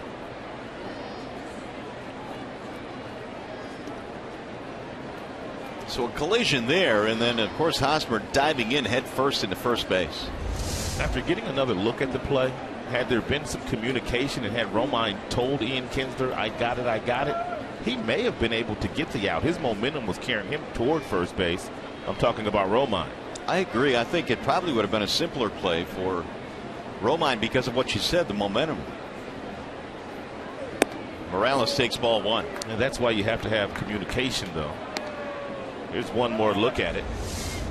And Romine, he's coming toward first base, and he's thinking about getting the out. But Kinsler has mad range himself, and just got to communicate.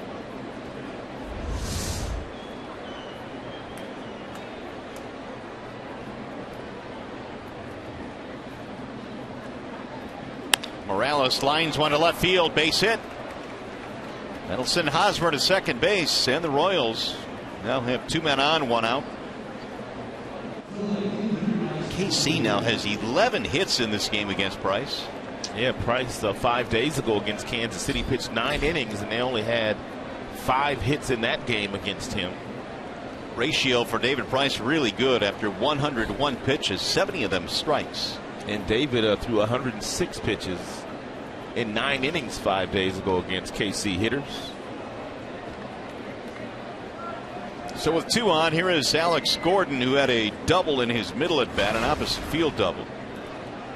And that came with one out of the fourth inning, and then one long after that the Royals would eventually tie it up. But it was that double that got him jump started.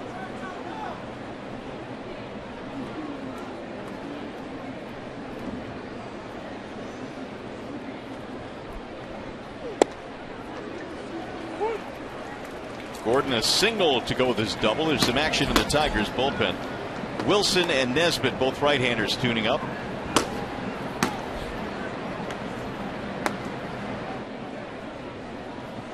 Angel Nesbitt now starting to gain the confidence of his manager, where he can start pitching in later in games. Here's the 0-1. Drill to center field. That's going to get down a base hit. Here comes Hosmer rounding third. He's going to score with ease. Throw is way off line. It's an RBI single for Alex Gordon, his third hit of the game, and the Royals have their first lead. Hey, when the Royals do jump on David Price, they're getting their hits in bunches. Is David okay? Boy, I hope so.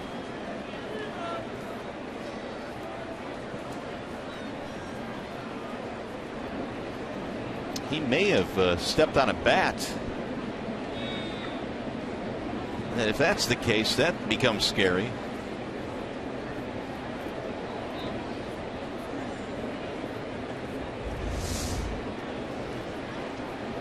Here he is backing up.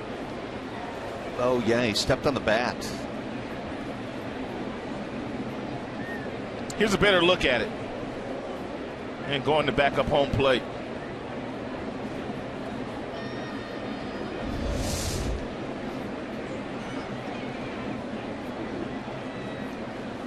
So they're going to give Price some warm-up pitches now.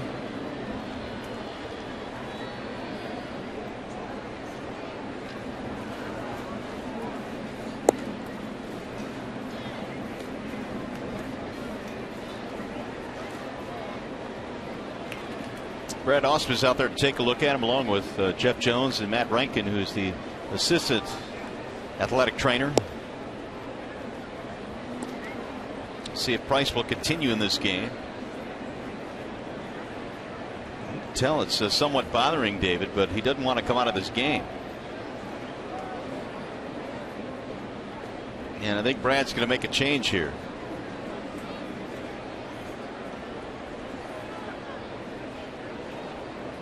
Backing up home plate on that single by Gordon, and he stepped on a bat.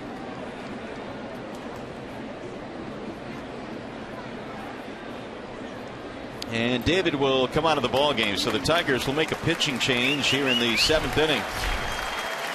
5-4, the Royals have taken the lead. We'll be back.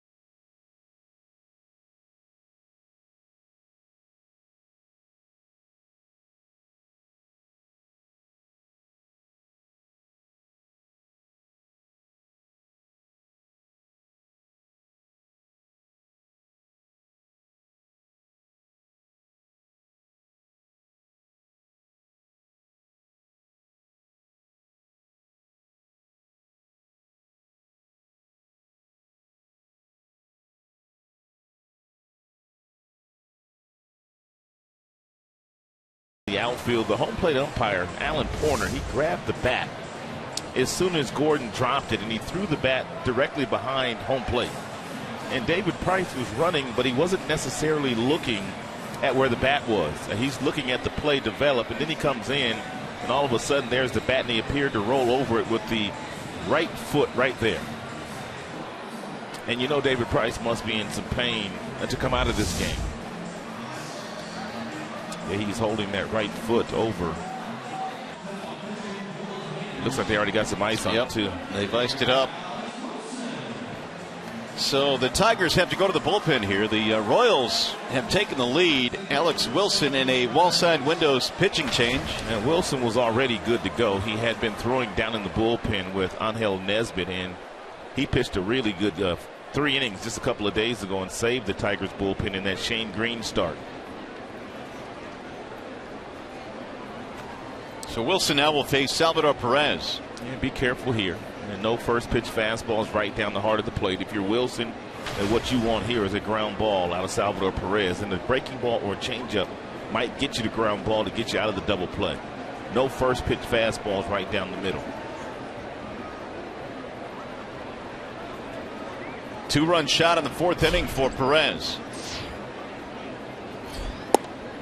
Good pitch. 13 hits now for KC. They've taken the lead. They're first of the game on a single by Hosmer, a single by Morales, and a single by Alex Gordon. 13 hits, the most that David Price has given up this year in any outing. Gave up 10 to the New York Yankees 3 starts ago. It'll bounce in. 1 ball, 1 strike on Salvador Perez. So Price throws 103 in this game, leaves after twisting his ankle, and gives way to the Tigers bullpen.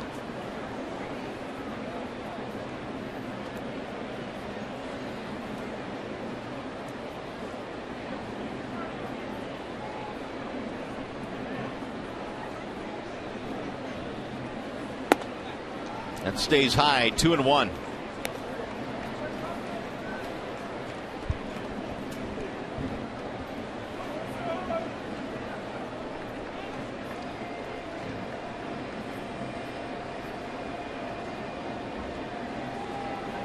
Two and one on Perez.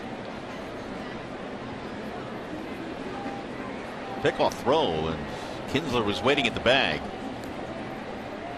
Well, Morales got back in there.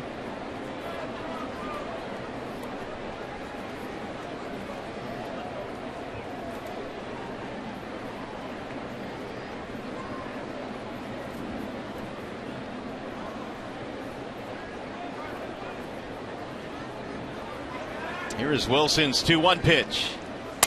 Bouncing ball slowly towards second. Kinsler fires to second, one relay.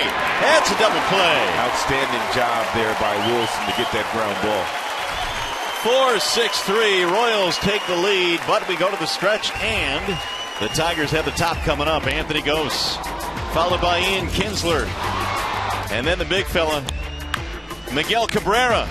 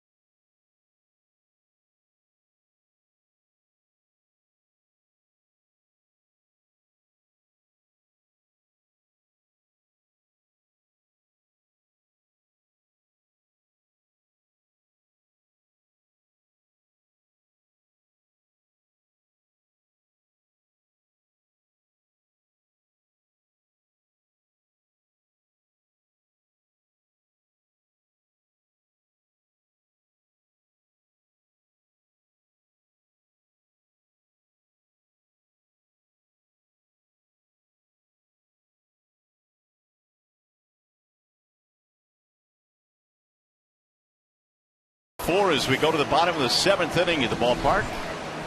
And we've got another Wallside Windows pitching change. Jason Frazier coming out now for KC. And Frazier, part of that deep bullpen that Kansas City will run at you on any given night. He checks in with an ERA that's sub-1.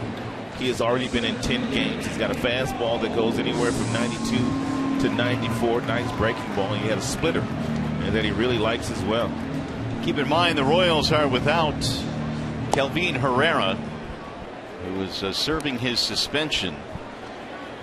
So they will not have him. So that's a big arm missing out of their bullpen. But again, they are pretty deep. Yeah, they've got Hochaber. They still have Wayne Davis. And they still have Greg Holland, who come off the disabled list as well. So they're deep down there. Maybe one of the deepest bullpens in all of baseball. All right, here's Anthony Gose. He'll get it started here in the seventh. Gose, Kinsler, Cabrera, top three.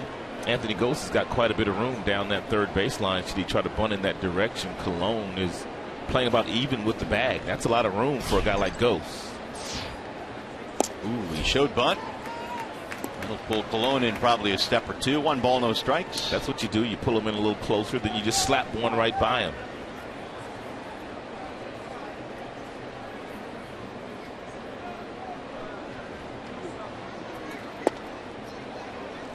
Make it 2-0.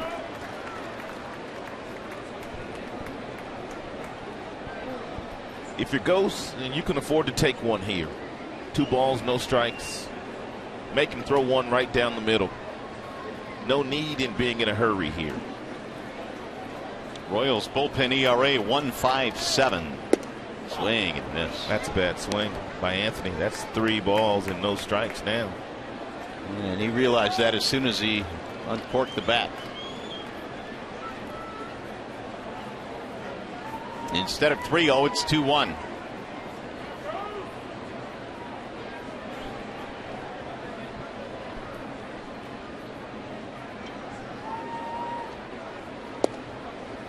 On the outer edge, even the count now 2-2.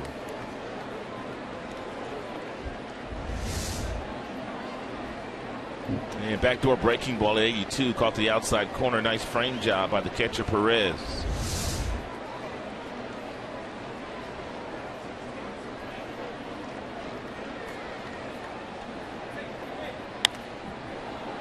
Frazier last year splitting time with KC in Texas. He broke into the big leagues with Toronto and pitched a lot of ball games out of their bullpen. He had some good years up there. That he did. He was originally a 3rd-round pick of your Detroit Tigers. Was injured in 2001, then moved down to Toronto.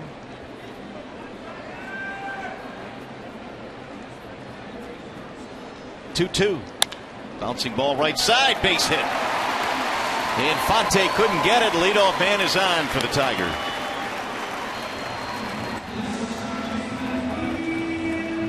Menards brings you the big money encounter. Ian Kinsler has 14 multi-hit games now with his 3 knocks tonight against Yordano Ventura. It's a nice day by Ian Kinsler, who continues to get base hit after base hit to right field. Singled up the middle, singled to right field, singled to left field.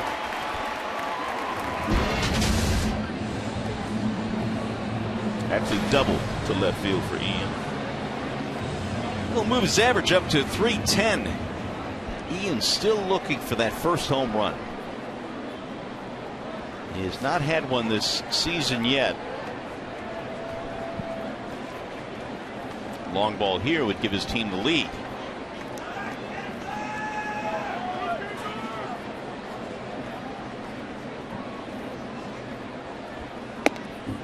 Snap throw to first.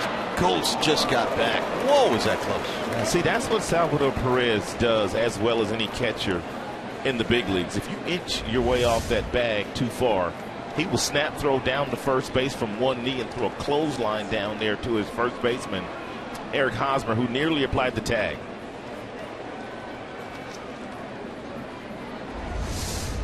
Ghost was thrown out trying to steal.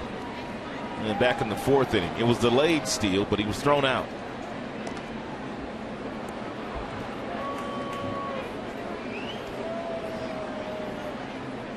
Some numbers on Salvador Perez and why he is so difficult to run on.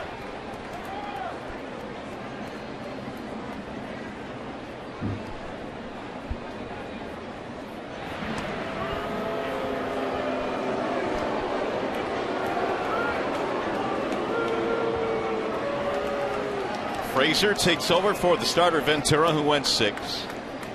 And he allowed 4 runs on 9 hits. Actually 8 hits. Single here by Ghost coming against Frazier. There goes the runner. And it's slapped to right field, foul. Ghost had a pretty good jump right there.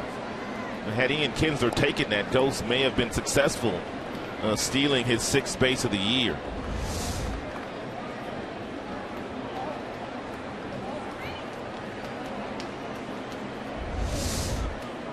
It appeared that stolen base was in his back pocket.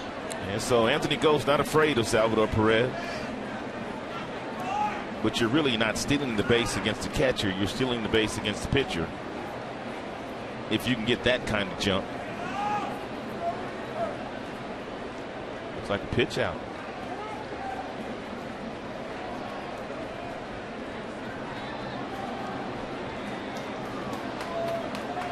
Frazier apparently didn't see the time call. He was trying to bring that ball home when he realized it.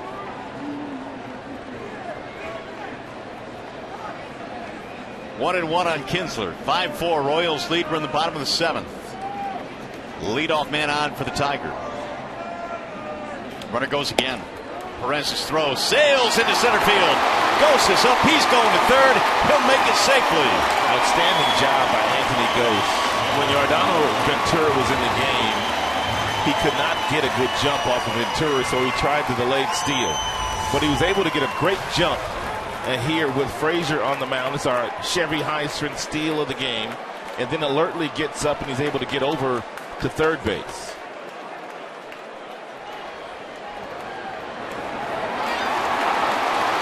Stolen base, E2. Tying run now at third, infield coming in for the Royals. 2-1 on Kinsler. 3-1. Cabrera waiting on deck. The speed of Anthony Gose creating havoc here in the seventh inning.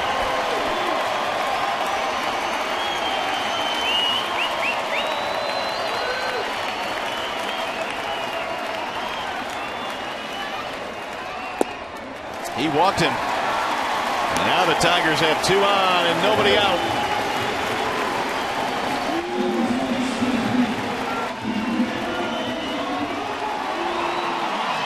Good time now as Dave Island runs out to the mound.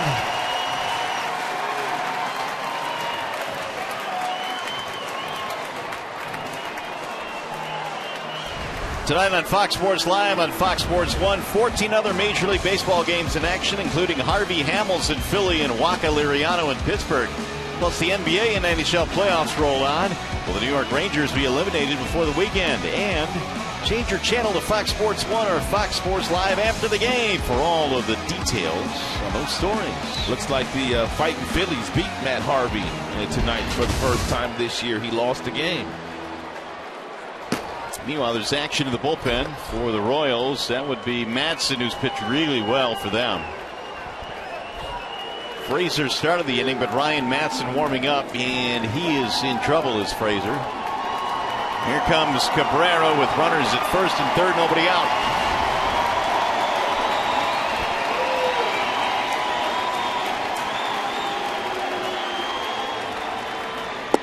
Checked it. Didn't go.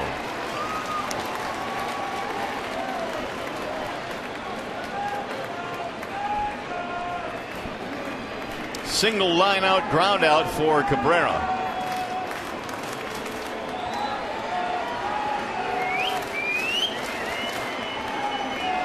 Five runs, 13 hits, KC. 4 runs, 9 hits, the Tigers. We're in the bottom of the seventh.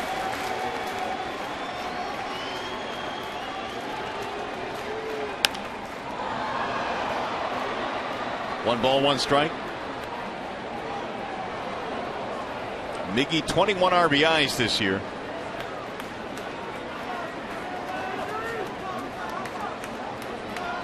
Led the league in on-base percentage coming in as you look at splits, home and road. 400 on the road. 5 of his 6 home runs as well away from Comerica.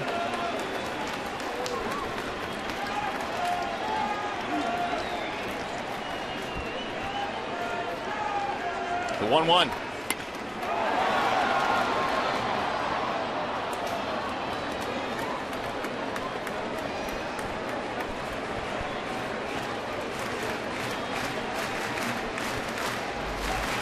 Both starting pitchers out of this game now. Price, because of an injury, after stepping on a bat behind home plate, backing up home.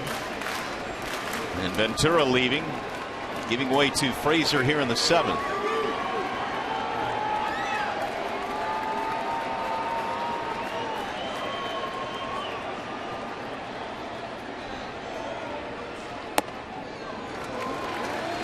Victor Martinez will be next.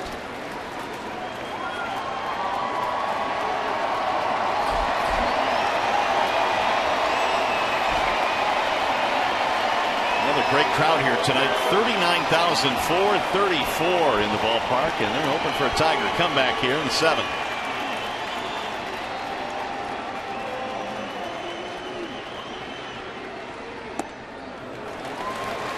Three and two on Miggy. It's a great eye by Miguel, laying off that 2-2 split-fingered fastball and that tumble to the bottom of the strike zone.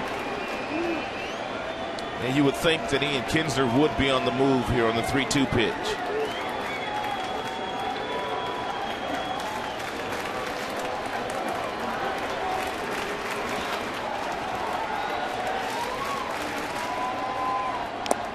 Foul tip into the glove for strike 3, and Cabrera is out.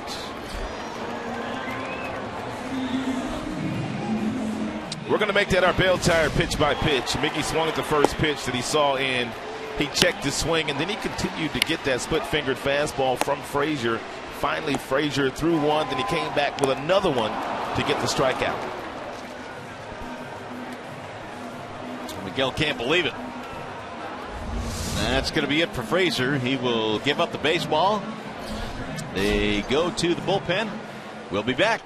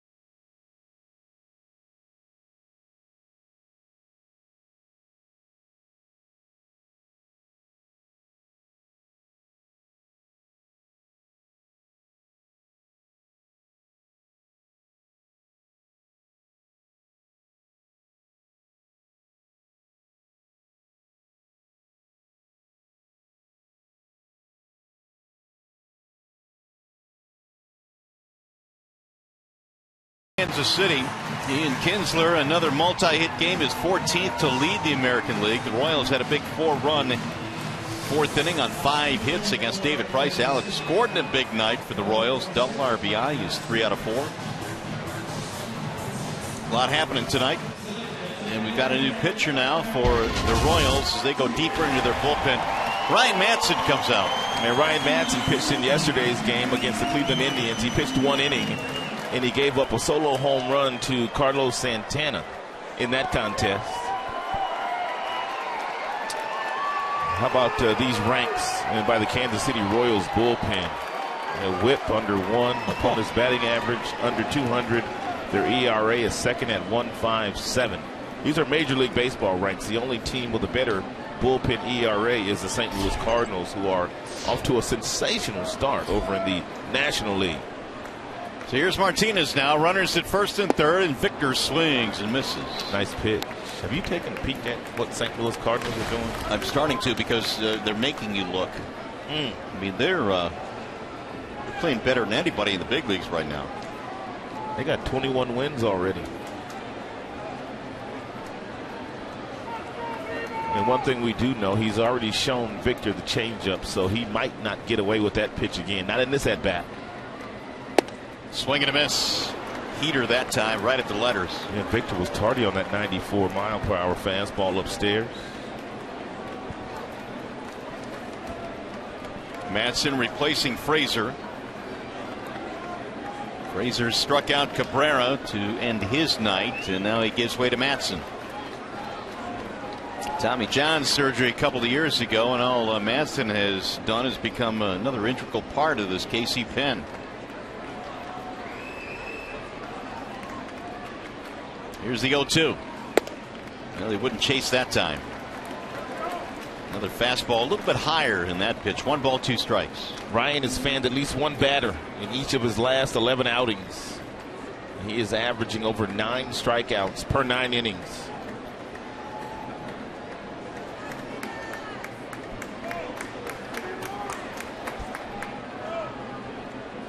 Tigers have the tying run at third. Go ahead run at first. The 1-2.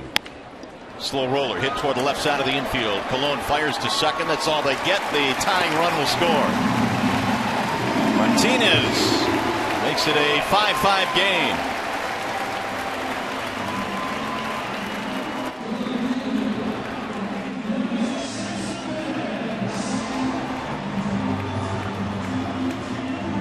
That'll be the 15th RBI for Victor.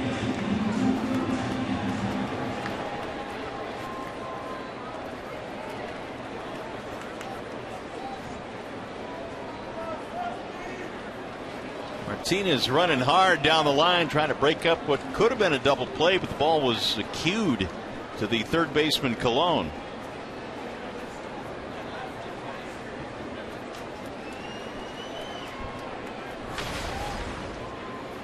Here's Cespedes now. He is 0 for 3.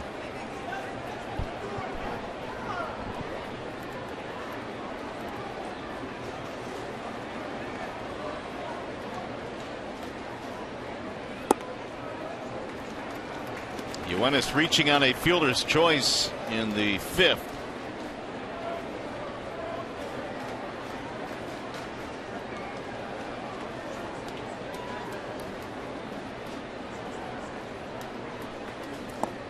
Swing and a miss there. 1 ball, 1 strike.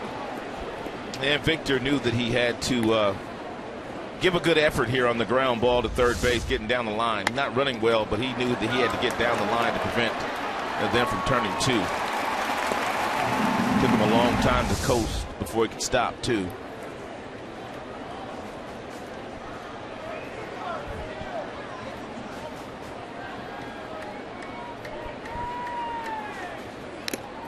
That's fouled off the mask of the umpire.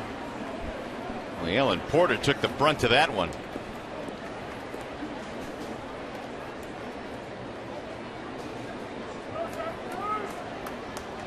Allen trying to shake it off.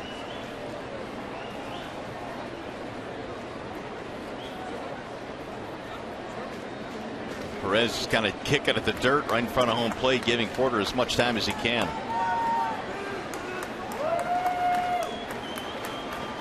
Tigers tied at 5 here with a run in the bottom of the 7th.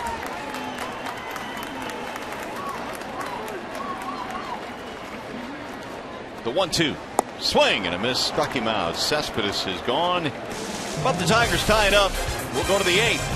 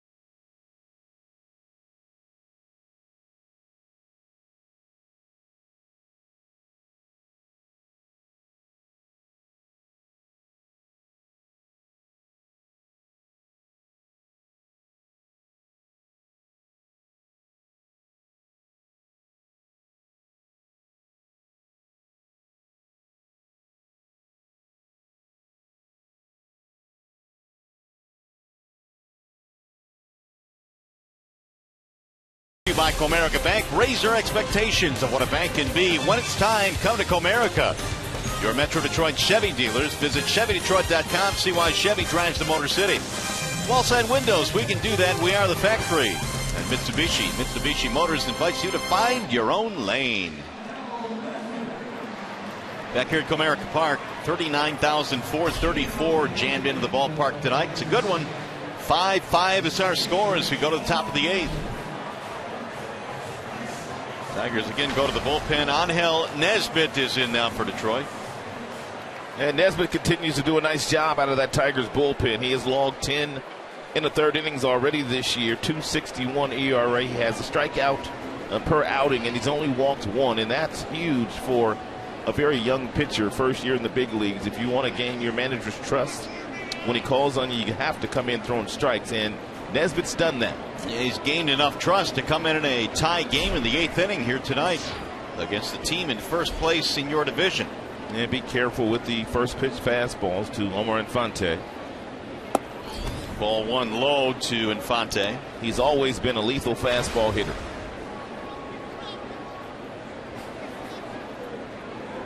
Infante with a double and a run scored tonight. Tigers have been out hit 13-9 in this game, but we're tied at 5. That's a strike on the outer edge. 1-1 on Infante. And Tigers are going to have to beat the back end of the Kansas City Royals bullpen today. The Kansas City Royals bullpen has not lost a game or surrendered a lead after 7 innings in about a year. We're tied today. 1-2.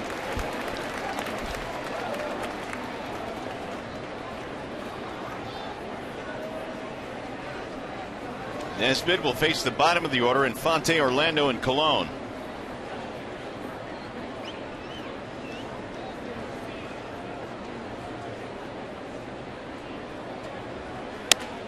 Broken bat roller toward first. Funny hop, but Miggy stays with it. Infante is out, 1 away.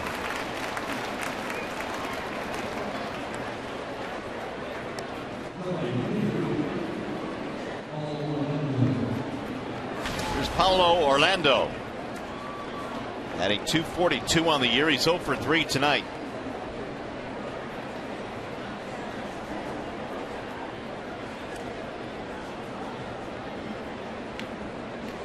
Wilson, not to be forgotten, came on and got a big double play to end the 7th inning because the Royals had a run in. They had 2 on, 1 out. They had to settle for 1. Oh, right at Castellanos. 2 outs.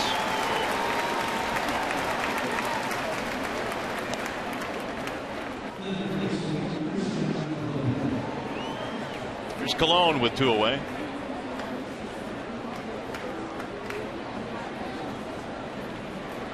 He's had a nice night tonight out of the number 9 position. 2 singles, an RBI, run scored. He has performed well in the games that he has played when Escobar was on the concussion list. Escobar playing shortstop today, and Mustak is gone, so Colon just slides over to third base. Ball 1. He's a former #1 draft choice that they started to groom in the minor leagues to be a platoon player, and that's exactly what they envision him being in their organization. They want somebody that can play everywhere. Well, Colon was in that 2010 draft, was drafted behind Bryce Harper, Jameson Taillon, and then Manny Machado. He was drafted 4th. Well, that means they have a lot of respect for him. He was drafted that high. Yeah, and a lot invested in him. The 1-1. Swing and a miss. Can't hit that slide piece, though. It's a good pitch by Angel Nesbitt.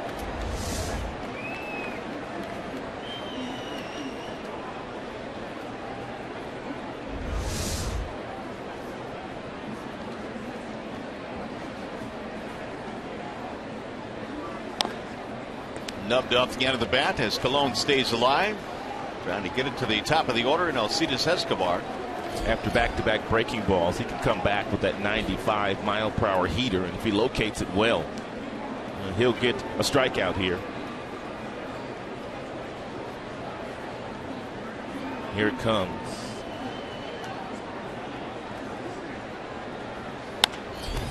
Driven foul down the right field line. 97 from Nesbitt.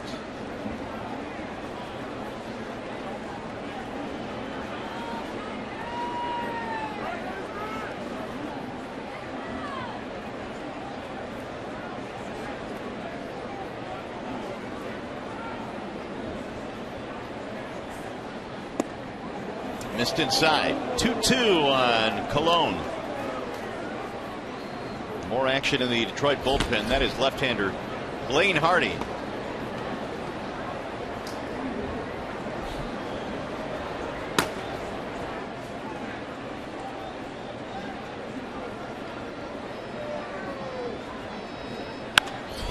Fly ball right field. Martinez had it played nicely. It's going to be a 1-2-3 inning for Angel Nesbitt. Nice job. Go to the bottom of the 8th.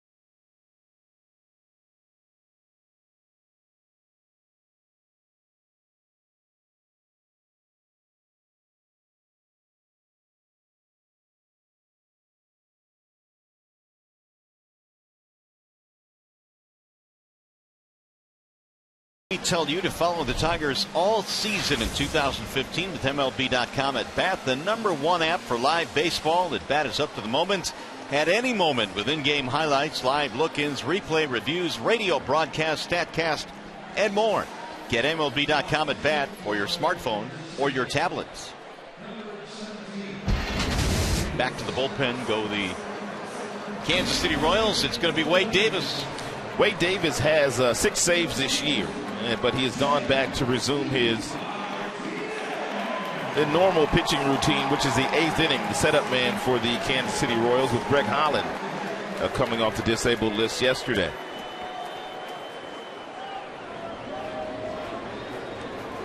Davis coming off an astounding year last year. And since the beginning of the 2014 season, Davis is 11-2 with a sub-1 earned run average. The numbers that he has put up the last a couple of years in the 8th inning are just mind-boggling. Martinez 0 for 2, strikeout, ground out. He's also walked and scored a run. Davis has not given up a home run in his last 90 games. Well, that's not encouraging. Or you could look at it like he's due. Absolutely. Here's the 0-1. And so is JD. Oh, there's no doubt about that. There he is again with 2 strikes on him. JD now is 0 for his last 25. He's got 19 career home runs from the 7th inning or beyond. Let's level that off at 20. The 0-2.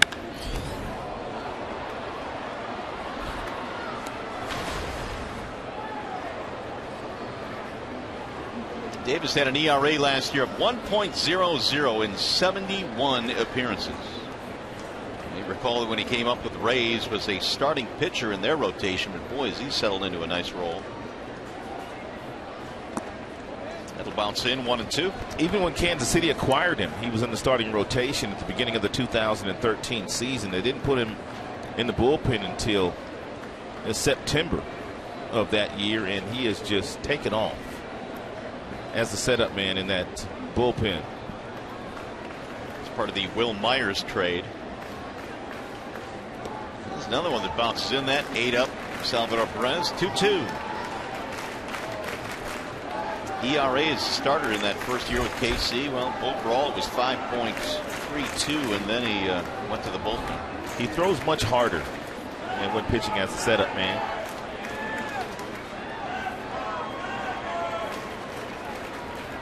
Here's the 2-2. The foul back out of play.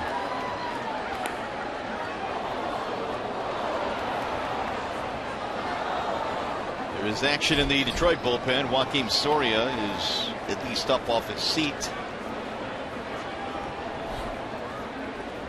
Boy, was he outstanding yesterday. A 4-out save. He's been good all year. 4 strikeouts. Another foul back out of play. 97. Everybody that trots out of the Kansas City bullpen the remainder of this game will be 97 and above.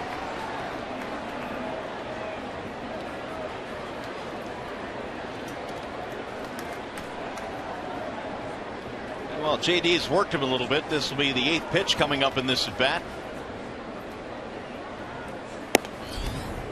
Missed with it. Davis thought he had strike 3.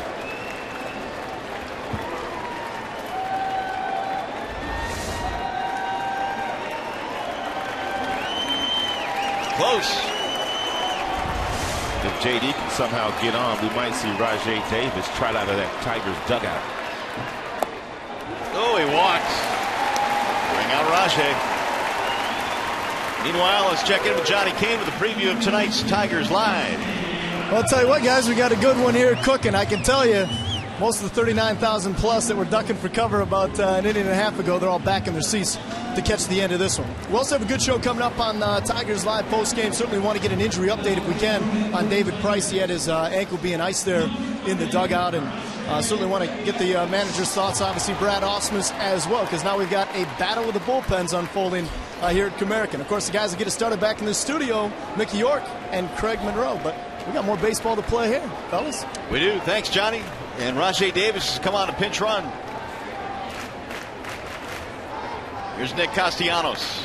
Go ahead run at first base. And Wade Davis has a very unorthodox way of taking his stretch and taking a peek at the base runner. He got this from James Shields. When he starts his motion, he simply takes a peek over at the base runner to make sure he gets a really good look to see how far he is off that base.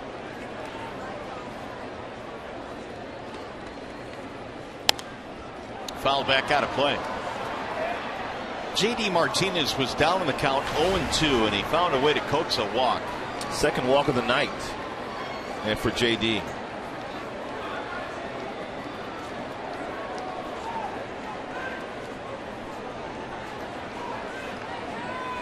Castellanos single, fly ball, 1 for 3.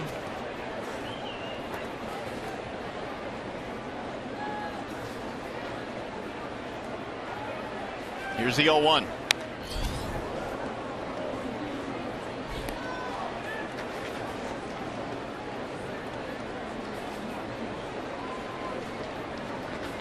Frazier came on in the 7th.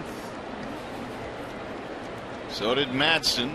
And now Davis here in the 8th. Again, they are without Calvin Herrera, who was serving his suspension.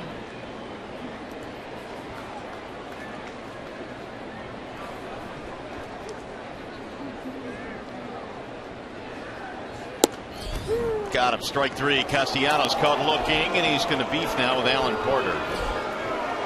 It's a very short beef.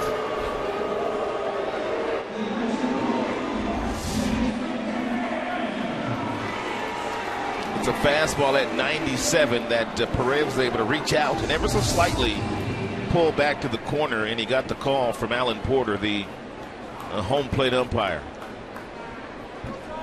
Here is James McCann, a single and 3 at bats.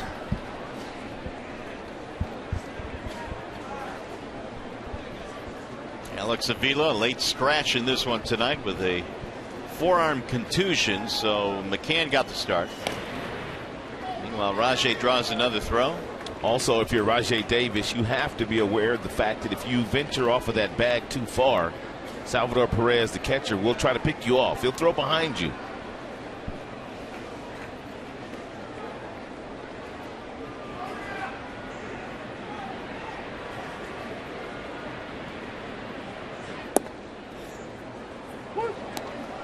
Rajai Davis has given no indication that he is going to try to attempt to steal with Davis on the mound.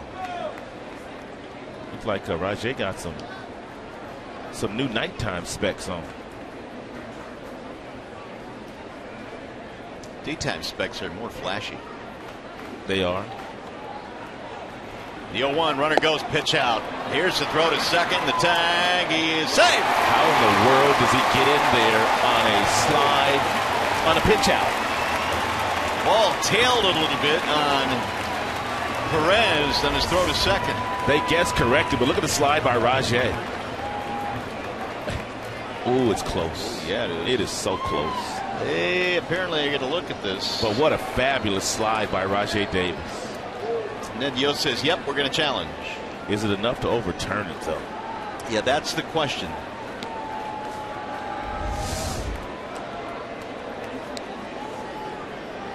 Unlike earlier in the game when Omar Infante was able to apply the tag to Anthony Ghost, he was running off the field because he knew beyond a shadow of a doubt that he had tagged Ghost, but I'm not so sure he feels like he got him here. The umpire's right there. I mean, if you're an umpire, can you get a better look? You can't. I mean, no. I mean, unless you're one of the guys involved in the play, you probably can't. See, it's a matter of whether he actually touched him there. But the Royals feel it's certainly worth challenging. Well, they've got nothing to lose.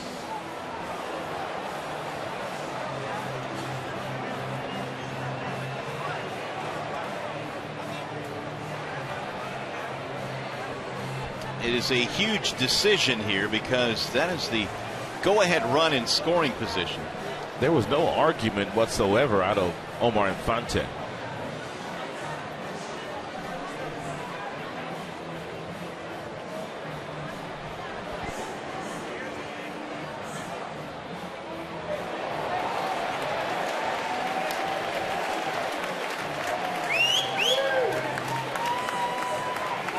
Look, it's probably the best look we have right here.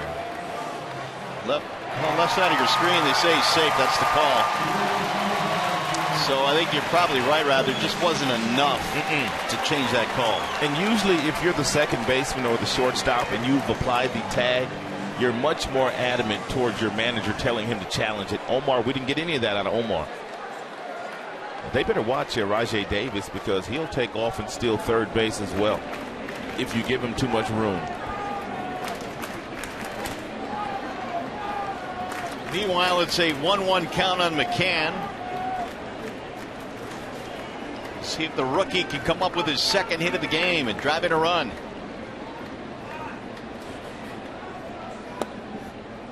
Low 2-1.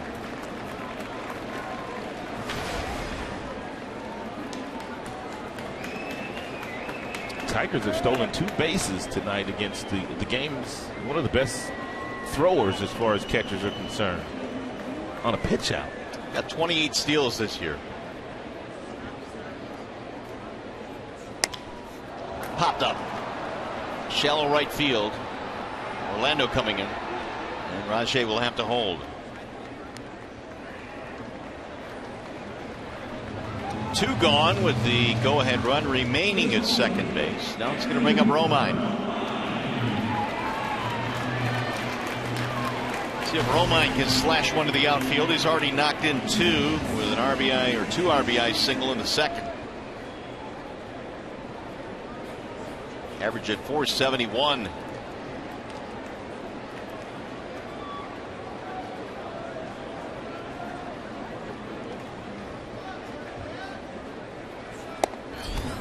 Strike 1 on Romine.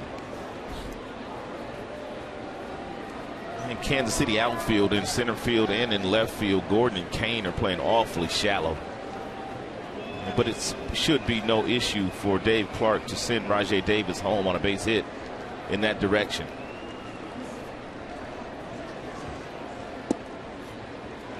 We caught the corner now. It's 0-2 on Romine. Davis methodically trying to get through this 8th inning.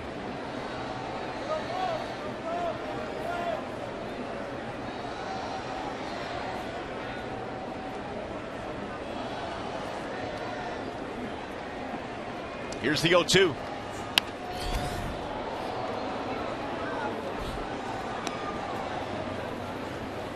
First of 3 between these two ball clubs. The Royals came in with a half-game lead in the Central.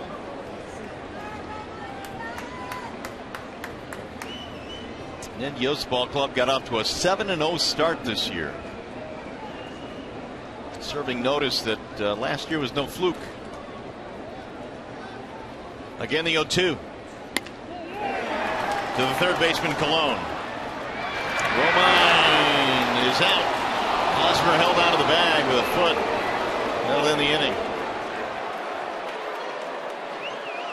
Hosmer had to leap to make this play in a throw that sailed, but he held on to the bag. Still tied at 5.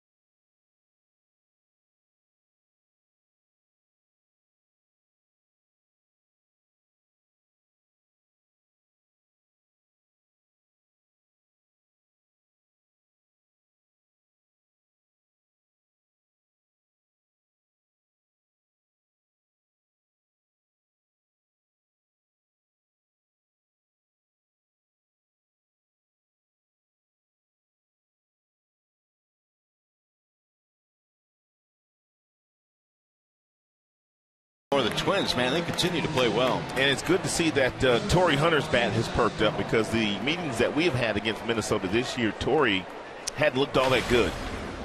So here's Joakim Soria coming on here in the 9th inning with the Royals sending the top of the order up. He's been outstanding this year. The ERA sits at 1.38. He's converted all 11 of his saved chances this season. 11 strikeouts, only 2 base on balls thrown by Joakim Soria. Rajai Davis stays in the game and plays right.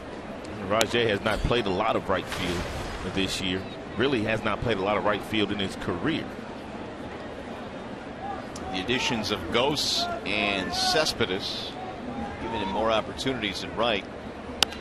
And that is flared back out of play. 1 ball, 1 strike. Soria has been absolutely outstanding as a closer for the Tigers. Will remain in that spot with Joe Nathan now done for the year.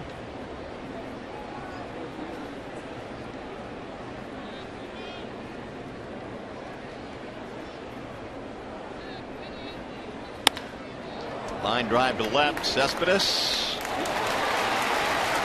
1 out.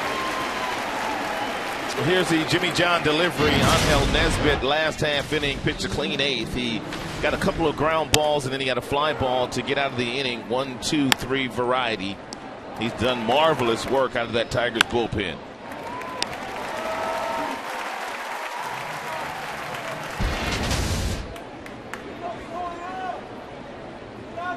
Here's Lorenzo Cain.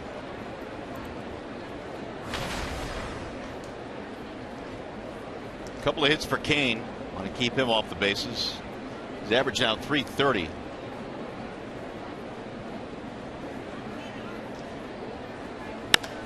Slice to right field. Foul. Soria yesterday in Chicago became the first Tiger since John Hiller back in 1976 to record a 4-out save and strike out every batter in that save. He got one strikeout on the fastball. That was to Jose Abreu in the 8th inning, and then the 3 that he got in the 9th were all on slow breaking balls.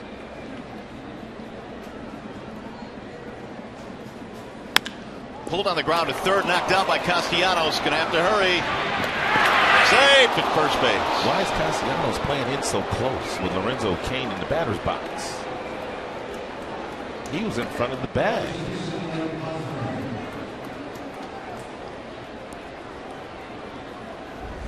Take a look at Castellanos. I mean, you can see him. He's even with the bag. I did not know that Castellanos, that Cain bunted all that often. We haven't seen him bunt this year. He barely beat that throw, too. Ball was hit so hard, Castellanos wasn't able to glove it. He ruled it a single. Here is Eric Hosmer. A couple of hard hit balls for the Royals here in the 9th. Hosmer shoots it foul down the left field line. And Cain has 6 stolen bases. He's been caught once this year. James McCann has a very good throwing arm behind the dish.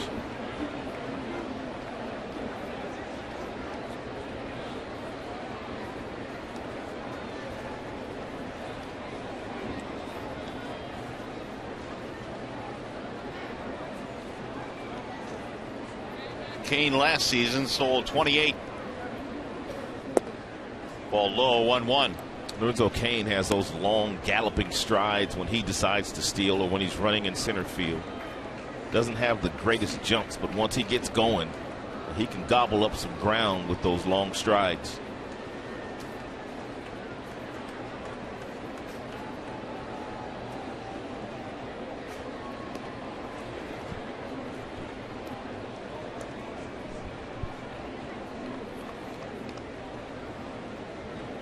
More action in the bullpen for Kansas City.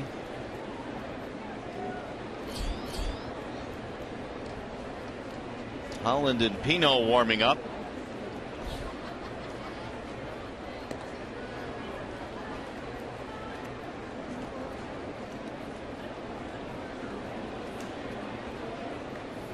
Pino was just called up for Vargas, who went on the disabled list. Holland, of course, is their closer.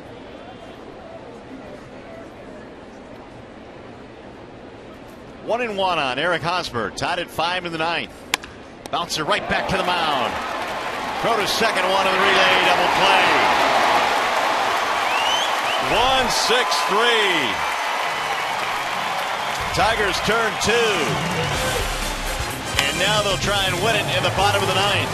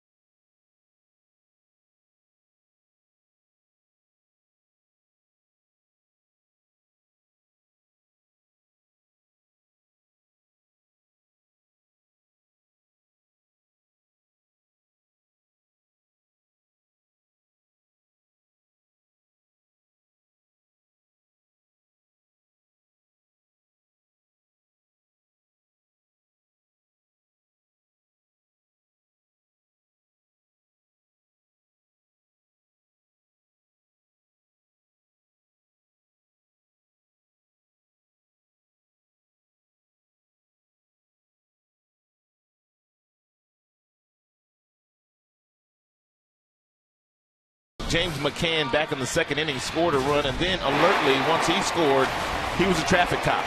He told Andrew Romine exactly which direction to slide, And because of that leadership by McCann, Roman used a hook slide, and he was able to slide away from the tag of the catcher, Salvador Perez. So the Tigers trying to win this game in the bottom of the 9th inning. They've got the right guys coming to the plate. And the new pitcher is Yohan Pino. They're recalled from the minors today. This season in the big leagues, in 4 games, hasn't been scored upon.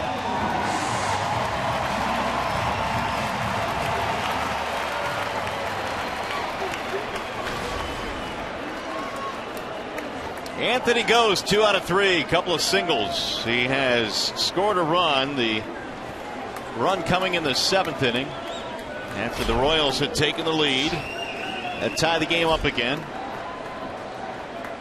And it's ripped down the right field line. Fair ball. It goes to the corner. Goes up to the races. On his way to second. He will stop there with a leadoff double.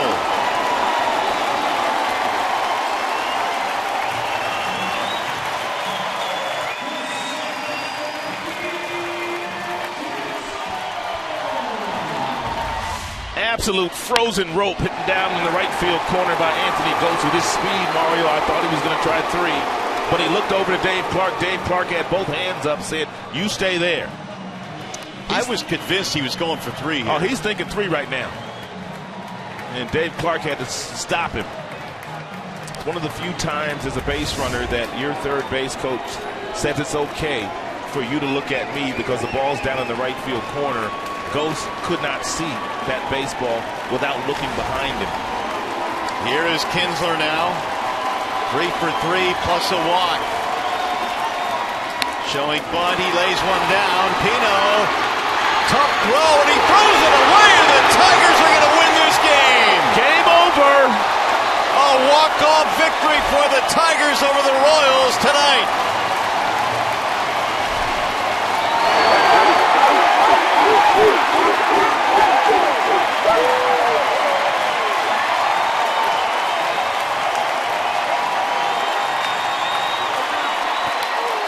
Pino hands it to the Tigers on a silver platter.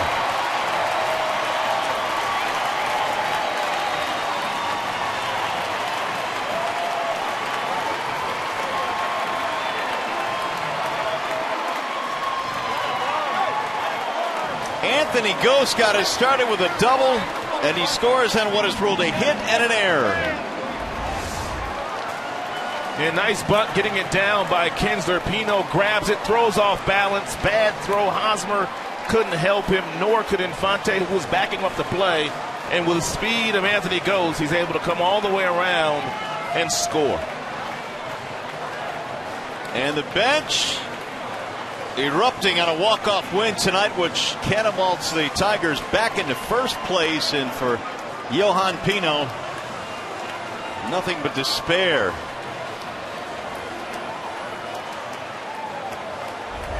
The Tigers jump for joy. They are back into first place in the Central Division with a run in the bottom of the 9th, and they beat the Royals 6-5. We'll step aside, come back with more from Comerica Park. Nice win for the ball club tonight.